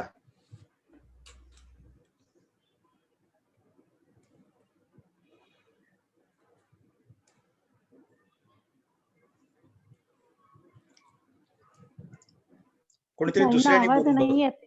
कोणीतरी दुसऱ्याने बाईंसोबत बोलून बघा बरं. हॅलो, आई आवाज ऐकू येतोय? येतोय का? आता येतोय आवाज? हा येतोय हा. येतोय येतोय आता मला हा. याला. बर बर. मग मी काय बोललो आधी तुम्ही काहीच ऐकलं नाही म्हणजे, नाही काय? नाही नाही नाही ऐकलं. अच्छा, माझा सगळ्यात पहिलं actually वाक्य हे काहीतरी होतं की फारच सुंदर, अभ्यासपूर्ण, एकदम छान असं झालेलं आहे.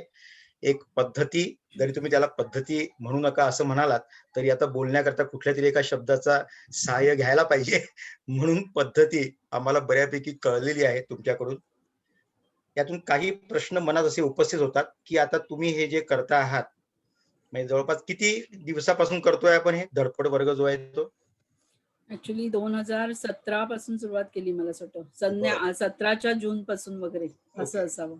ओके, आधी मी प्रस्ताव मांडला होता तो थोडासा वरच्या वर्गांपर्यंत होता, हा पण हा. मग ते शक्य नव्हतं मग आमच्या वर्गापुरता केला. बर, तर मग तुम्ही आता आधीपासून तुम्ही शिकवत आहातच म्हणजे आपली आपली जी काही एक पद्धत आहे त्यानुसार, परंतु हे सहज शिक्षण सुरू केल्यानंतर विद्यार्थ्यांमध्ये काय विशेष प्रगती अशी जाणवली बरं? वेगळे पण काय जाणवलं? खरं सांगायचं तर असा दावा करणं चुकीचं आहे, कारण त्याला म्हणतात तसं जरी एका बाजूनी आम्ही देण्याचा प्रयत्न केला तरी तो बाकीच्या वातावरणातनं पण यायला पाहिजे. तसं पालकांबरोबर काम व्हायला पाहिजे. त्याचं अजून वाटचाल आहे. त्याच्यामुळे असा काहीतरी फरक झाला असं म्हणणार नाही. पण मी मगाशी म्हटल्याप्रमाणे थोडंफार असं झालं, की मुलांना कळलं होतं, की त्या वर्गात गेल्यावर तिकडे आपल्याला कोणी काही शिकवायला बसणार नाहीये किंवा काहीतरी करायला देतंय म्हणून आपण करायचं नाहीये, तर आपलं आपण करायला सुरुवात करायची. हा फरक मात्र मुलांमध्ये जाणवला होता. तिकडे मुलं अफाट काम करायची, स्वतः करायची. त्याच्यामध्ये आम्हीही पडायचो नाही. आम्ही फक्त एक त्यांच्या आजूबाजूला त्यांच्या सुरक्षिततेची काळजी घेणारी अशी भूमिका करायचो. त्यामुळे असा मी दावा करणार नाही की असा काहीतरी फरक पडला. पण बर मी म्हणेन तसं आम्ही मांडणी केली. आम्ही पालकांबरोबर काम करण्याचा प्रयत्न केला आणि अजून हा प्रवास बराच आहे. हे असं नाहीच आहे की काहीतरी लगेच होणार. म्हणजे जिनंत म्हणतो की 2000 वर्ष लागतील. नाही होणार काम असं काही अच्छा करण्यासारखं नाहीये. पण त्यातल्या त्यात लेस डॅमेज ज्याला म्हणतो आपण, ते कसं होईल? हे बर बघायचं आणि त्या पद्धतीने थोडंफार काम करत राहायचं, की ओके मुलांना जास्तीत जास्त वाव कसा देता येईल. कारण काहीतरी पद्धती आपल्यालाही करावी लागते. शालेय शिक्षणाच्या मार्गातून आपल्याला जावंच लागतं.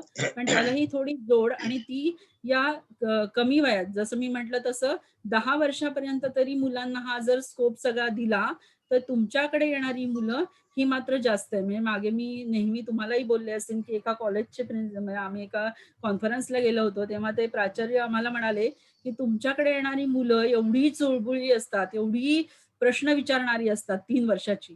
मग आपल्या या सगळ्या मधल्या प्रोसेसमध्ये असं काय बरं होतं, की जे आमच्याकडे येतात तेव्हा ती एकदम बंद झालेली असतात. त्यांना काहीच प्रश्न नसतात.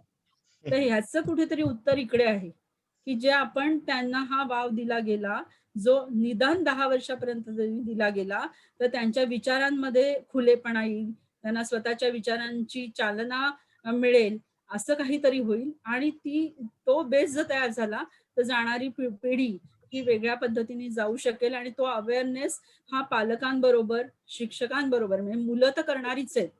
फक्त हा अवेअरनेस मोठ्याने घ्यायला पाहिजे. हे मात्र त्यात महत्वाचं आहे. बरोबर. आणि यामध्ये जी काही पॅसिव्ह विद्यार्थी असतात म्हणजे काही काही मुलं अशी असतात की ते जागेवरून उठतच नाहीत, काही करतच नाहीत. तर अशा मुलांबद्दलचा तुमचा काय अनुभव आहे यामध्ये? त्या मुलांना तसंच पॅसिव्ह राहू द्यायचं. काही ती अच्छा त्यांची आवश्यकता आहे. हे बघा मूल काहीच करत नाही असं होत नाही. हे आपलं जे म्हणणं असतं ना, की हा मुलगा काहीच करत नाही. तर ते आपल्याला अपेक्षित असतं ते करत नसतो. सॉरी मला इथे कोणालाही काही दुखवायचं नाहीये. माझे काही विचार हे आहेत ते आता मी म्हटलं तसं सहज शिक्षणाच्या भूमिकेतनं आहे. अदरवाईज शाळेच्या भूमिकेतनं मी हे बोलत नाही. त्यामुळे कृपया गैरसमज करून घेऊ नका. नाही, गैरसमजचा पण प्रश्न नाहीये, आपली ही हां, चर्चा हां. चालू आहे पण त्यामुळे म्हणजे गैरसमज हा काही हां, विषयच पण नाहीये म्हणजे इथे. असं मला काही म्हणायचं नाही, की कोणावर हे करायचं. तर मूल काहीच करत नाही हा जो आपला एक सरसकट दावा असतो ना, ते आपल्याला हवं ते करत नसतं. त्यामुळे जरी पॅसिव्ह असलं तरी ते स्वतः काहीतरी तर करायला लागणारच आहे आणि करतच असतं. म्हणजे धडपड वर्गात बघाल तर कुठलाही मुलगा असा पॅसिव्ह तुम्हाला दिसणार नाही. आमचे एरवीचेही कृतीयुक्त वर्ग असतात, तिथे करत असतात कृती. पण इथेही जेव्हा आम्ही मोकळीक देतो, तेव्हा जर मूल एखादं शांत बसलं, तर तेव्हा त्याची आवश्यकता असेल. सो गिव्ह हिम हिज स्पेस, करू दे त्याला. त्याची वेळ येईल तेव्हा तो आपल्या आप करायला सुरुवात करेल. हे ओके. खूप पेशन्स बाळगावा लागतो. बाकी काही नाही. आणि हे वयाच्या कोणत्या वयापर्यंत आणि कितवी पर्यंत ही पद्धत आपल्याला राबवता अ, येईल? पद्धत नाही. हा अवकाश तुम्ही जास्तीत जास्त किती देता, हे खूप फायद्याचं आहे. अगदी तुम्ही जास्त वयापर्यंत देऊ शकलात तरी चालेल. पण निदान 10व्या वर्षापर्यंत तरी त्याचा अवकाश हा त्याला द्या. त्याच्यानंतर त्याला जे काही आपलं नेहमीचं शिक्षण आहे, जे आवश्यक आहे, त्याच्यामध्ये तो आपल्या-आप येण्यास सक्षम होतो आणि वाचन-लेखनाची घाई ह्या 10 वर्षामध्ये नाही केली, तरी तो कधीतरी त्या 2-3 दिवसामध्ये तो टप्पा कारण वाचन आणि लेखन ही शिक्षण नाहीये. हे काय आहेत माध्यमं आहेत कम्युनिकेशनची. सो ती कौशल्य तो कधीही आत्मसात करू शकतो. अगदी 12व्या वर्षी पण 2-3 दिवसात तो वाचन लेखनाची कौशल्य आत्मसात करू शकेल. सो हा स्पेस जास्तीत जास्त किती देता येईल? निदान 10 वर्षापर्यंत तरी सगळ्यांना देता येईल का? घाई-घाई करून चल आता लिही, चल आता लिही. हे जे पालकांना घाई झालेली असते किंवा आता हे कर, आता हा अभ्यास कर, आता या क्लासला बरोबर. जा, आता त्या क्लासला जा. हा न देता त्याचा त्याला स्पेस देता आली, तर ती हवी आहे खरी सांगायची तर. पण सध्याच्या स्थितीमध्ये तेवढं सगळं काम हे खूप मोठ्या प्रमाणावरचं काम आहे. कारण ऑलरेडी आपण त्याच्यातनं खूप पुढे गेलोय आता.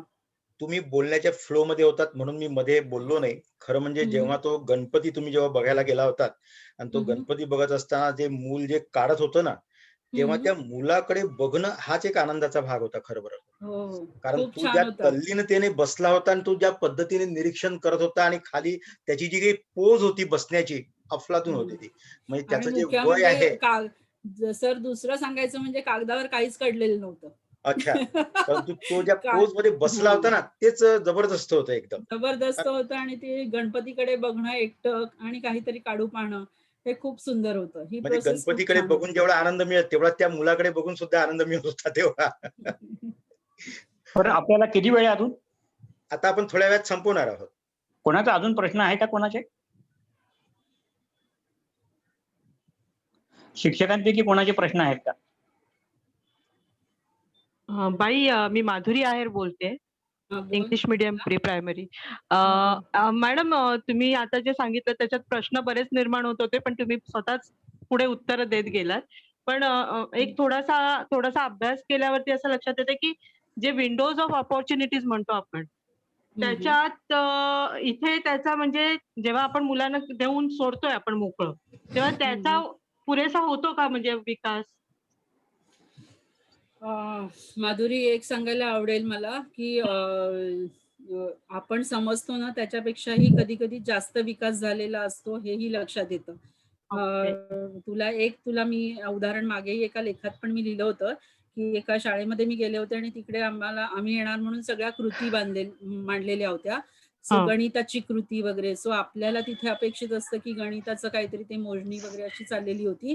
आणि तो मुलगा जेव्हा मी वर्गात बघितलं तेव्हा एक कवडसा येत होता आणि त्याने त्याच्या हातातला पॅड घेतला आणि त्याचा अँगल बरोबर, तुम्ही शोधत सांगितलं मी होतं. सांग तर ती प्रक्रिया पण खूप महत्वाची होती. म्हणजे तो सायन्स जाणू पाहत होता ना, कुठलं की कसा तो अँगल साधला गेलाय, कसा कवडसा तयार झालाय. सो अशा गोष्टी पण आपल्याला टिपता आल्या पाहिजेत की मग त्यामध्ये आपण नाही बघायचं असं की याने मोजणी केली का नाही, मग त्यावेळेला अच्छा. आपण असं बघायचं की त्याने तेव्हा काय केलेलं. सो आपल्याला पेशन्स खूप ठेवावा लागतो. आणि त्यामुळे मी म्हटलं तसं की हे जे काही आपण ह्या आपल्या नेहमीच्या साच्यामध्ये हे विकास झाले पाहिजेत असं करून जेव्हा आपण जातो तर त्यावेळेला मात्र मग आपल्याला हे कठीण जातं की सहज शिक्षण कसं आत्मसात करायचं. आणि मग बरोबर. असा ज्या काही शाळांमधनं असे प्रयोग चाललेत जिन्यांच्याच मार्गदर्शनाखाली की जिथे पूर्णपणे मुलांना मोकळीक दिली. त्यांनी पण स्वतः एक शाळा अच्छा. चालवली होती 3 वर्ष आणि मग मात्र मोठ्यांना खूप भांबावल्यासारखं होतं. तिथे बरोबर. मुलांना नाही पंचायत पडत, अजिबात मुलांना नाही पंचायत पडत. पण त्या शिक्षिका त्या शाळेतल्या सैरभैर होतात की आता काही पद्मजाताईंचं मला कितीतरी वेळा वाईट वाटतं की मी तेव्हा त्यांना सांगते की पद्मजाताई काहीच करायचं नाहीये तुम्हाला किंवा आपल्याला बघायचंय.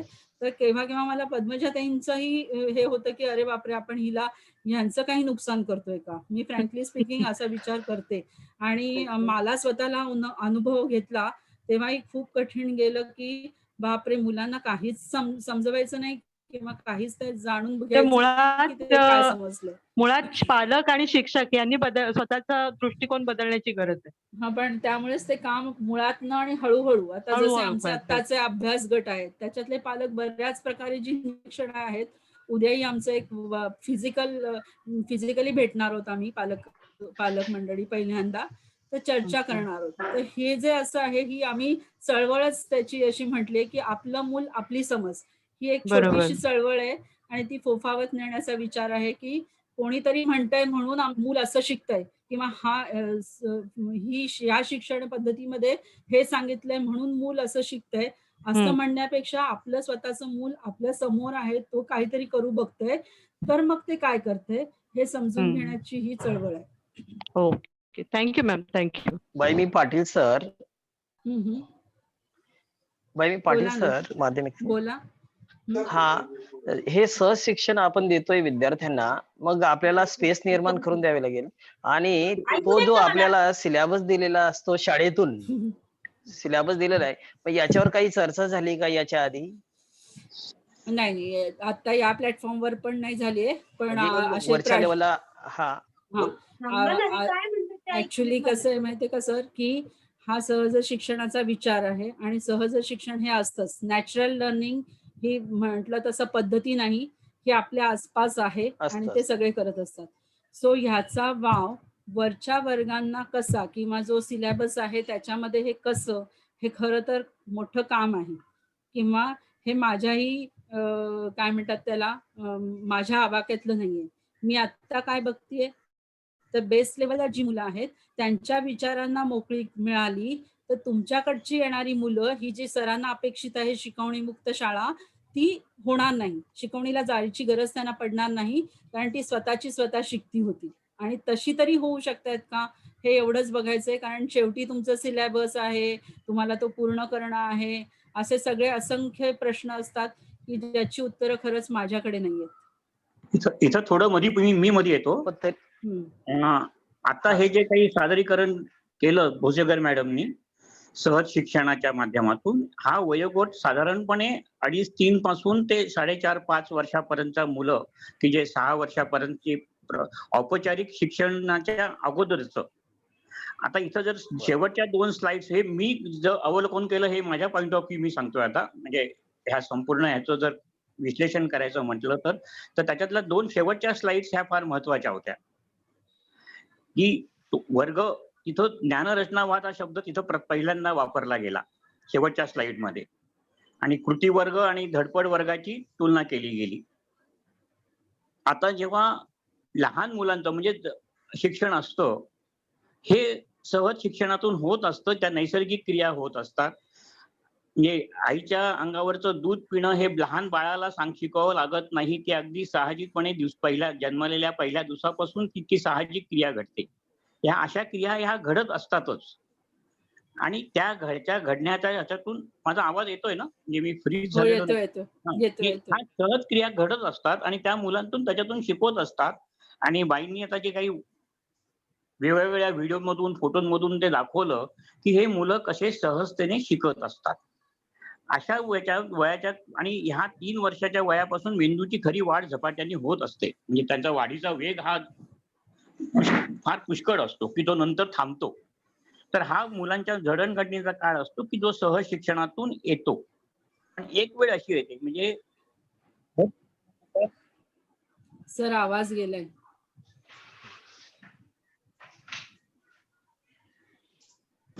हॅलो, हा, आवाज आत्ता गेला तुमचा. नाही, माझा ते फोन आला मध्ये. तर ही सहज शिक्षणाची ही जी एक पहिली पायरी होती ना, ती एका टप्प्यावर मग थांबते आणि नंतर ज्ञानरचनावाद सुरू होतो. आणि हा नांदेड जर आपण 2005 सालचं शैक्षणिक धोरणाचं जे पॉलिसी होती, त्याच्या जर प्रस्तावनामध्ये जे यशपालांनी दिलेलं आहे ना, तेच हे शेवटचं आहे, की सहज शिक्षण हे ह्याच्यामध्ये कसं होऊ शकतं ज्ञानामध्ये. म्हणजे इथं कुतूहल आणि जिज्ञासा हा एक फरक आहे. म्हणजे मध्ये जे काही फोटो दाखवले, की अंघोळ करतानाचे बुडबुडे येतात, तो मुलगा त्याच्यामध्ये तो लहान ज्याला कुतूहल आहे, तो लहान मुलगा त्याच्याशी थोडा वेळ पाण्यामध्ये खेळेल, त्याला त्याच्यात आनंद वाटेल. पण जेव्हा त्याच्या मनात म्हणजे जिज्ञासा निर्माण होते, तो त्याच्या मागचं थोडंसं कारण त्याच्या अनुभवातून तो काहीतरी शिकतो. त्याच्याच अनुभवातून, त्याला कोणी शिकवायला जात नाही. तेव्हा त्याला कळतं, की अरे आपण पाण्यावर हात-पाय मारले तर पाण्यातून जास्त छानपैकी त्याच्यातून फवारे उडतात, ते आपल्या अंगावर येतात. मग त्याच्यातून फुगे निर्माण होऊ शकतात. किंवा मुलगा हातात बांगडी घालतो, ती बांगडी घालण्याची कृती त्याला तेव्हा आवडते. पण तेव्हा काही त्या अनुभवातून तो शिकतो, की नाही, ही लहान बांगडी माझ्या आता हातात जात नाहीये. मला मोठी बांगडी पाहिजे. हे त्याचं थोडंसं ज्ञानरचनावाद झालं, की तिथं तो मुलगा आपल्या अनुभवातून थोडंसं स्वतःचं शिकायला लागला. आणि ही जेव्हा प्रक्रिया सुरू होते, तेव्हा कुठेतरी त्याचं जे काही आजूबाजूला त्याचं जे वातावरण असतं, हे वातावरण अतिशय महत्वाचं असतं. हे वातावरण त्या प्रकारचं पोषक असावं. म्हणजे आदिवासींमध्ये एका ग्रामीण भागामध्ये राहणाऱ्या मुलाचे अनुभव हे त्याच्यापुरते ते मर्यादित असतात. आणि त्याच्यामध्ये तो तेज होतो, म्हणजे तो झाडावर चढायला लागेल, उड्या मारायला लागेल, पण तो गमभन शिकणार नाही. पण तो त्याच्या भागामध्ये तेज होतो. पण जेव्हा आपण औपचारिक शिक्षणाचा संबंध येतो, तेव्हा मग हा कृती वर्गाची कल्पना येते, की नाही, कारण होम स्कूलिंग आपण करत नाही आहोत. आपण मुलांना काहीतरी आपल्याला शिकवायचंय. म्हणजे म्हणून आता 1ली-2रीचा वर्ग जेव्हा आता ह्याला अंगणवाडीला जोडला गेलेला आहे, प्री प्रायमरीला जोडला गेलेला आहे, तेव्हा हा खरा उपयोग होतो, की सहज शिक्षणातून शिकलेली मुलं स्वतःच्या कन्स्ट्रक्टिव्हिजम स्वतः कसा सुरू करू शकतील, आणि त्याच्यासाठी हे कृती वर्ग असतात. त्याच्यासाठी मग बालभारतीच्या पुस्तकांच्या खाली तुमचं काही ते दिलेले असतात, कृती काय करा, कसं करा. तर आपल्या शिक्षकांनी किंवा पालकांनी हे जे काही सहज शिक्षणातून मुलं जे शिकलेली आहेत त्याचं ज्ञानरचनावादात रूपांतर करण्यासाठी त्यांना जे काही अनुभव द्यायचे आहेत, मग ते तुम्ही शिकवण्याच्या माध्यमातून द्या, मुलांना त्यांना खेळण्याच्या माध्यमातून द्या. म्हणजे भातुकलीचा खेळ हा सर्वात जास्त अनुभव देणारा आणि शिकवणारा खेळ आहे, की जिथं मुलं आपल्या ताई, दादा, मोठे जे आहेत त्यांच्याकडून बऱ्याच गोष्टी शिकत असतात आणि आईचं आणि कोणा घरातल्यांचा मोठ्यांचा अनुभव घेऊन ते छान छान कृती करत असतात. तर हे सगळं शेवटी अभ्यासक्रमात बसवण्यासाठी मग तो कृती वर्ग आणि मग ते पुढचे सगळं आलेलं आहे.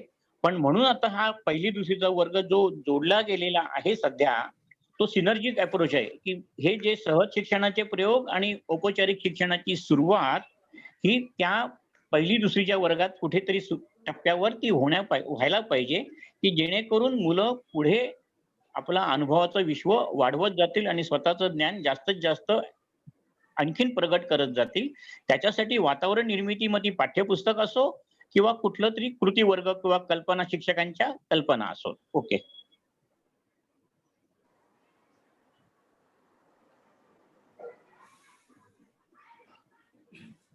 ठीक आहे, माझं झालेलं आहे. म्हणजे मी थोडक्यात तो कृती वर्ग आणि ज्ञानरचनावाद आणि औपचारिक शिक्षणाचा हे जोडण्याचा मी प्रयत्न केलेला आहे, की आता नवीन शिक्षणामध्ये 1ली-दुसरीचं जे जोडणं गेलेलं आहे ते किती महत्वाचं आहे त्याच्यासाठी. बरोबर आहे. जंगले सर. हा, चला थांबूया आता. हा, कोणाला काही प्रश्न विचारायचे आहेत की थांबूया? 1ली-दुसरीच्या प्राथमिकचे जे शिक्षक असतील तर त्यांना खरंच बरेच प्रश्न पडलेले असतील. कारण ह्याच्यातून ते जे काही शिकवत आहेत त्यांची जी काही शिकवण्याची पद्धत आहे ती पद्धत ह्या शिकवण्याच्या पद्धतीशी कशी मिळती-जुळती घेता येईल हे त्यांना हे प्राथमिक विभागातल्या शिक्षकांसाठी फार महत्वाचं आहे याबद्दल. हॅलो हा, हॅलो, मी अमिता भागवत बोलते. हा, बोला बाई. आता आपण जे सगळं प्रेझेंटेशन केलं सहज शिक्षणाचं, हम्म, जरी हम्म, त्याचा सगळा भर एका विशिष्ट वयोगटासाठी होता, तरी हम्म. आमच्या मनामध्ये असे प्रश्न होते की, आणि त्याचं तुम्ही उत्तर पण दिलं की पुढच्या वयोगटाचा विचार नाही केलेला आहे तुम्ही, आणि ते अगदी स्वाभाविक आहे, कारण तुमचं या स्तरावरचं काम इतकं प्रचंड आहे. कारण सहज अनुभव देणं ही सोपी गोष्ट नाहीये नक्की, कारण आपण एका विशिष्ट पद्धतीतून हे सगळं सुरू केलेलं असतं. तर माझ्या मनात आलं की आम्हाला पुढे जाऊन असं वाटतं की जो प्रश्न तुम्हाला त्या कॉलेजच्या सरांनी विचारला होता, की पुढे जाऊन मुलं प्रश्न का नाही विचारत, तर मला वाटतं त्याचं उत्तर मगाशी तुम्ही जी एक कृती सांगितली होती आणि त्याच्याबाबत बोलला होतात, की मुलांना प्रक्रियेमध्ये राहायला आवडतं. म्हणजे लर्निंग प्रोसेस असते ती खूप महत्वाची असते, आणि आमच्याकडे आल्यानंतर मुलं कदाचित त्या प्रोसेसमधून बाजूला जातात, लर्निंग प्रोसेसच्या बाहेर टाकली जातात, आणि म्हणून ती मुलं बोलत नाहीत. आणि जेव्हा ती मुलं त्या लर्निंग प्रोसेसमध्ये असतात, जेव्हा ती स्वतः इन्व्हॉल्व्ह असतात, तेव्हा ती पॅसिव्ह कधीच नसतात, तेव्हा ती ऑब्व्हियसली ऍक्टिव्ह असतात, असा माझा स्वतःचा अनुभव आहे. म्हणजे जेव्हा आपण त्यांना फक्त काहीतरी सांगत असतो, लेक्चर मेथडनी जाण्याची पद्धत पुढे पुढे वाढते आणि मुलं फक्त ऐकणारी होतात, आणि ती जेव्हा फक्त ऐकती होतात तेव्हा ती आपोआपच पॅसिव्ह होतात, त्यांचा इंटरेस्ट या सगळ्या गोष्टींमधला कमी होतो. त्यामुळे मला वाटतं की ह्या सगळ्याचं म्हणजे कन्स्ट्रक्टिव्हिझमचा विचार जेव्हा आपण करतो, तेव्हा how I can keep my child involved, मी त्यांना त्या प्रक्रियेमध्ये कसं ठेवीन, याचा विचार जर प्रत्येक वयोगटामध्ये शिक्षकांनी केला, तर मला वाटतं आनंददायी हे शिक्षण हे कायम राहणार आहे. म्हणजे वयोगटाचा विचारांच्या पलीकडे जाऊन ते आनंददायी शिक्षण असेल असं मला वाटतं. थँक्यू. आनंददायी शिक्षण आणि ते सहज होण्याचे, आनंददायी पेक्षाही पुढचं सहज आहे, आणि प्रक्रियेमध्ये राहण्याचं हेच आहे की जे म्हणजे मला काही हे विचारायचं वाटतं की आपली एवढी शाळा नवीन सुरू आहे, तर खरोखर बेंचेसची गरज आहे का? म्हणजे मला कुठेतरी वाटतं नेहमी की का नाही मुलांनी गटातच बसून 10वीच्या पर्यंत आवश्यक असेल डेस्क ठेवूया आपण त्यांना लिहायला, पण का नाही तेव्हा जेव्हा ती अशी गट करून राहतील तेव्हा बाई म्हणतात तशी ती प्रक्रियेमध्ये अडकतील, रादर दॅन ती प्रोडक्ट आपण त्यांना त्यांच्या पुढे देणार की ह्याचं हे उत्तर, हे प्रोडक्ट त्यांना मिळालं. सो या प्रक्रियेमध्ये राहायला जर त्यांना आवश्यक असेल तर आपल्याला स्ट्रक्चर वाईज पण खूप बदल करावे लागतील. मी जास्त तिथे आता जात नाहीये, मी फक्त एवढंच सांगू इच्छिते की अगदी जन्मल्यापासून मूल शिकत असतं, 10 ते 12 वर्षापर्यंत त्याला हा वाव दिला गेला तर त्याच्या पुढचं वर्ष ही अत्यंत सक्षमतेने जातील आणि जे काही आपल्याला 10वी 12वी वगैरे असं वाटतंय ते अत्यंत प्रगल्भतेने ते करू शकतील. अगदी बरोबर. बेंचेस हा एक भाग झाला की जो औपचारिक शिक्षणाचा एक प्रकार होतो की ते मुलांच्या सोयीसाठी बघून घेतात. पण म्हणून त्याच्यासाठी मग खेळणं, प्रयोगशाळा, लायब्ररी ह्याचे पिरियड्स पण शाळेमध्ये असतात. तो म्हणजे बेंचेस आणि हे त्याचं प्रतिकात्मक झालं हे की त्याच्यामध्ये म्हणजे बेंचेसच्या मुळे शिक्षणाच्या अडथळा येतो असं नाही. भागवतबाईंनी जो मुद्दा काढला होता, तो मुख्य मुद्दा आहे की संवाद. हं. गुरु शिष्य संवाद हा शिक्षणाचा पाया आहे. हा संवाद खुंटतो. म्हणजे अगदी बरोबर. भगवद्गीतेपासून जरी विचार आपण केला तरी जे काही शिक्षण दिलं जातं ते हे गुरु शिष्याच्या संवादातून जातो. आणि जेव्हा वर्गामध्ये फक्त गुरु या शिक्षक असतात, एकच हं. जण बोलत असतो आणि बाकीचे सगळे ऐकत असतात, तेव्हा मग विद्यार्थी पॅसिव्ह झालेले असतात. हे जर संवादाच्या स्वरूपातच जर धडा एखादा आणि आपल्याकडे आहेत शिक्षक त्याचे मला माहिती आहे की त्या संवादाच्या रूपातच पुढे धडा शिकवत असतात. तर तेव्हा मग मुलं पॅसिव्ह होऊ शकत नाहीत. कारण आपोआपच त्यांना त्या संवादात भाग घ्यायला इच्छा होते, ते प्रवृत्त होतात. तर ही एक शिक्षण पद्धती आहे. म्हणजे त्याच्यात भौतिक गोष्टींच्या पेक्षाही प्रवृत्तीचा प्रश्न आला की तुम्ही शिक्षण पद्धती ही संवादाच्या रूपाने करणार आहात का एक फक्त तुम्ही त्यांना धडा वाचून दाखवण्याच्या पद्धतीने करणार आहात. मला वाटतं संवाद पद्धत जिथं ज्या वर्गात चालू असते तिथं विद्यार्थी पॅसिव्ह राहणं पॅसिव्ह शक्यच नाही. कधीच नसतात. हं. आणि बेंचेसचा मुद्दा वर्गात कृती असताना बेंचेसचा तसा अडथळा होत नाही, कारण आम्ही मुलांना त्याच्यातल्या त्याच्यातच गट करायला लावतो. म्हणजे जेव्हा ऍक्टिव्हिटीज सुरू असतात तेव्हा वर्गातल्या वर्गात ग्रुप्स होतात. बेंचेस त्यांना बसण्याच्यासाठी म्हणून त्यांनी फरक पडत नाही, कारण आपोआपच मुलं बेंचेस फिरवतात सुद्धा. ही साधी गोष्ट आहे फक्त टेक्निकली म्हणजे. आणि आता आपले जे वर्गांची साईज आहे आणि मुलांची संख्या आहे त्याच्यामध्ये आणि बेंचेसचा जे काही आकार आहे त्याच्यात तुम्ही आरामात बेंचेस आता फिरवू हो, शकता. हो. हलवा-हलवी करू शकतो. आता तो प्रॉब्लेम येणार नाही की बेंचला बेंचच लागून आहेत आणि जागाच फिरवायला नाही. हो. आज तेच म्हणजे रचना बदलायला लागेल हे तरी निश्चित की हो, हो. त्याची अगदी रचना जर निश्चित. बदलली तर बराच फरक पडू शकेल. हं. एनिवे सगळेच आपला कारण भागवतबाईंचा वर्ग म्हणजे त्यांचं जे मागे म्हणजे काही विचार मांडले होते त्याच्यात प्रयोगशाळा अशा पाहिजेत भाषेच्या वगैरे. तर मला असं वाटतं भागवतबाई वगैरे तुमच्या विभागातले शिक्षक प्रत्येकाचे वर्गच ही एक प्रयोगशाळा होऊ शकेल एवढ्या ताकदीचे आहेत आणि त्याच्यामुळे वेगळी प्रयोगशाळा असण्यापेक्षा या प्रयोगशाळेमधनच मुलं भरपूर शिकत असतील. हं. जंगले सर मला वाटतं आता प्रश्न संपले असतील. विचारायचे असेल तर विचारू शकतात. नाहीतर आपण थांबूया. प्रश्न संपलेले नाहीत पण वेळ नक्कीच संपलेला आहे. बरोबर. आपल्याला भेटायला हा विषय. थांबूया मग आता आपण. हो मला वाटतं हरकत नाही कारण झाली वेळ झालेलीच आहे. 5 ला आपण घोसेकर बाई थँक्यू व्हेरी हा. मच. फार छान धन्यवाद. विचारांना चालना देण्याचं काम केलं. त्यामुळे मला वाटतं आता प्रत्येकाच्या डोक्यात काहीतरी एक विचार चालू होईल आणि मला वाटते तेच ह्या चर्चेचं फलित असेल. Thank you very much. मी तुमचे सगळ्यांचे आभार मानते की मला बोलण्याची संधी दिली. दिघे सरांचे आभार मानते आणि धन्यवाद. आभार नका मानू माझे. संधी दिलीत त्याबद्दल मीच धन्यवाद मानते. सगळ्यांना धन्यवाद. आता आपण थांबूया. अनुराधा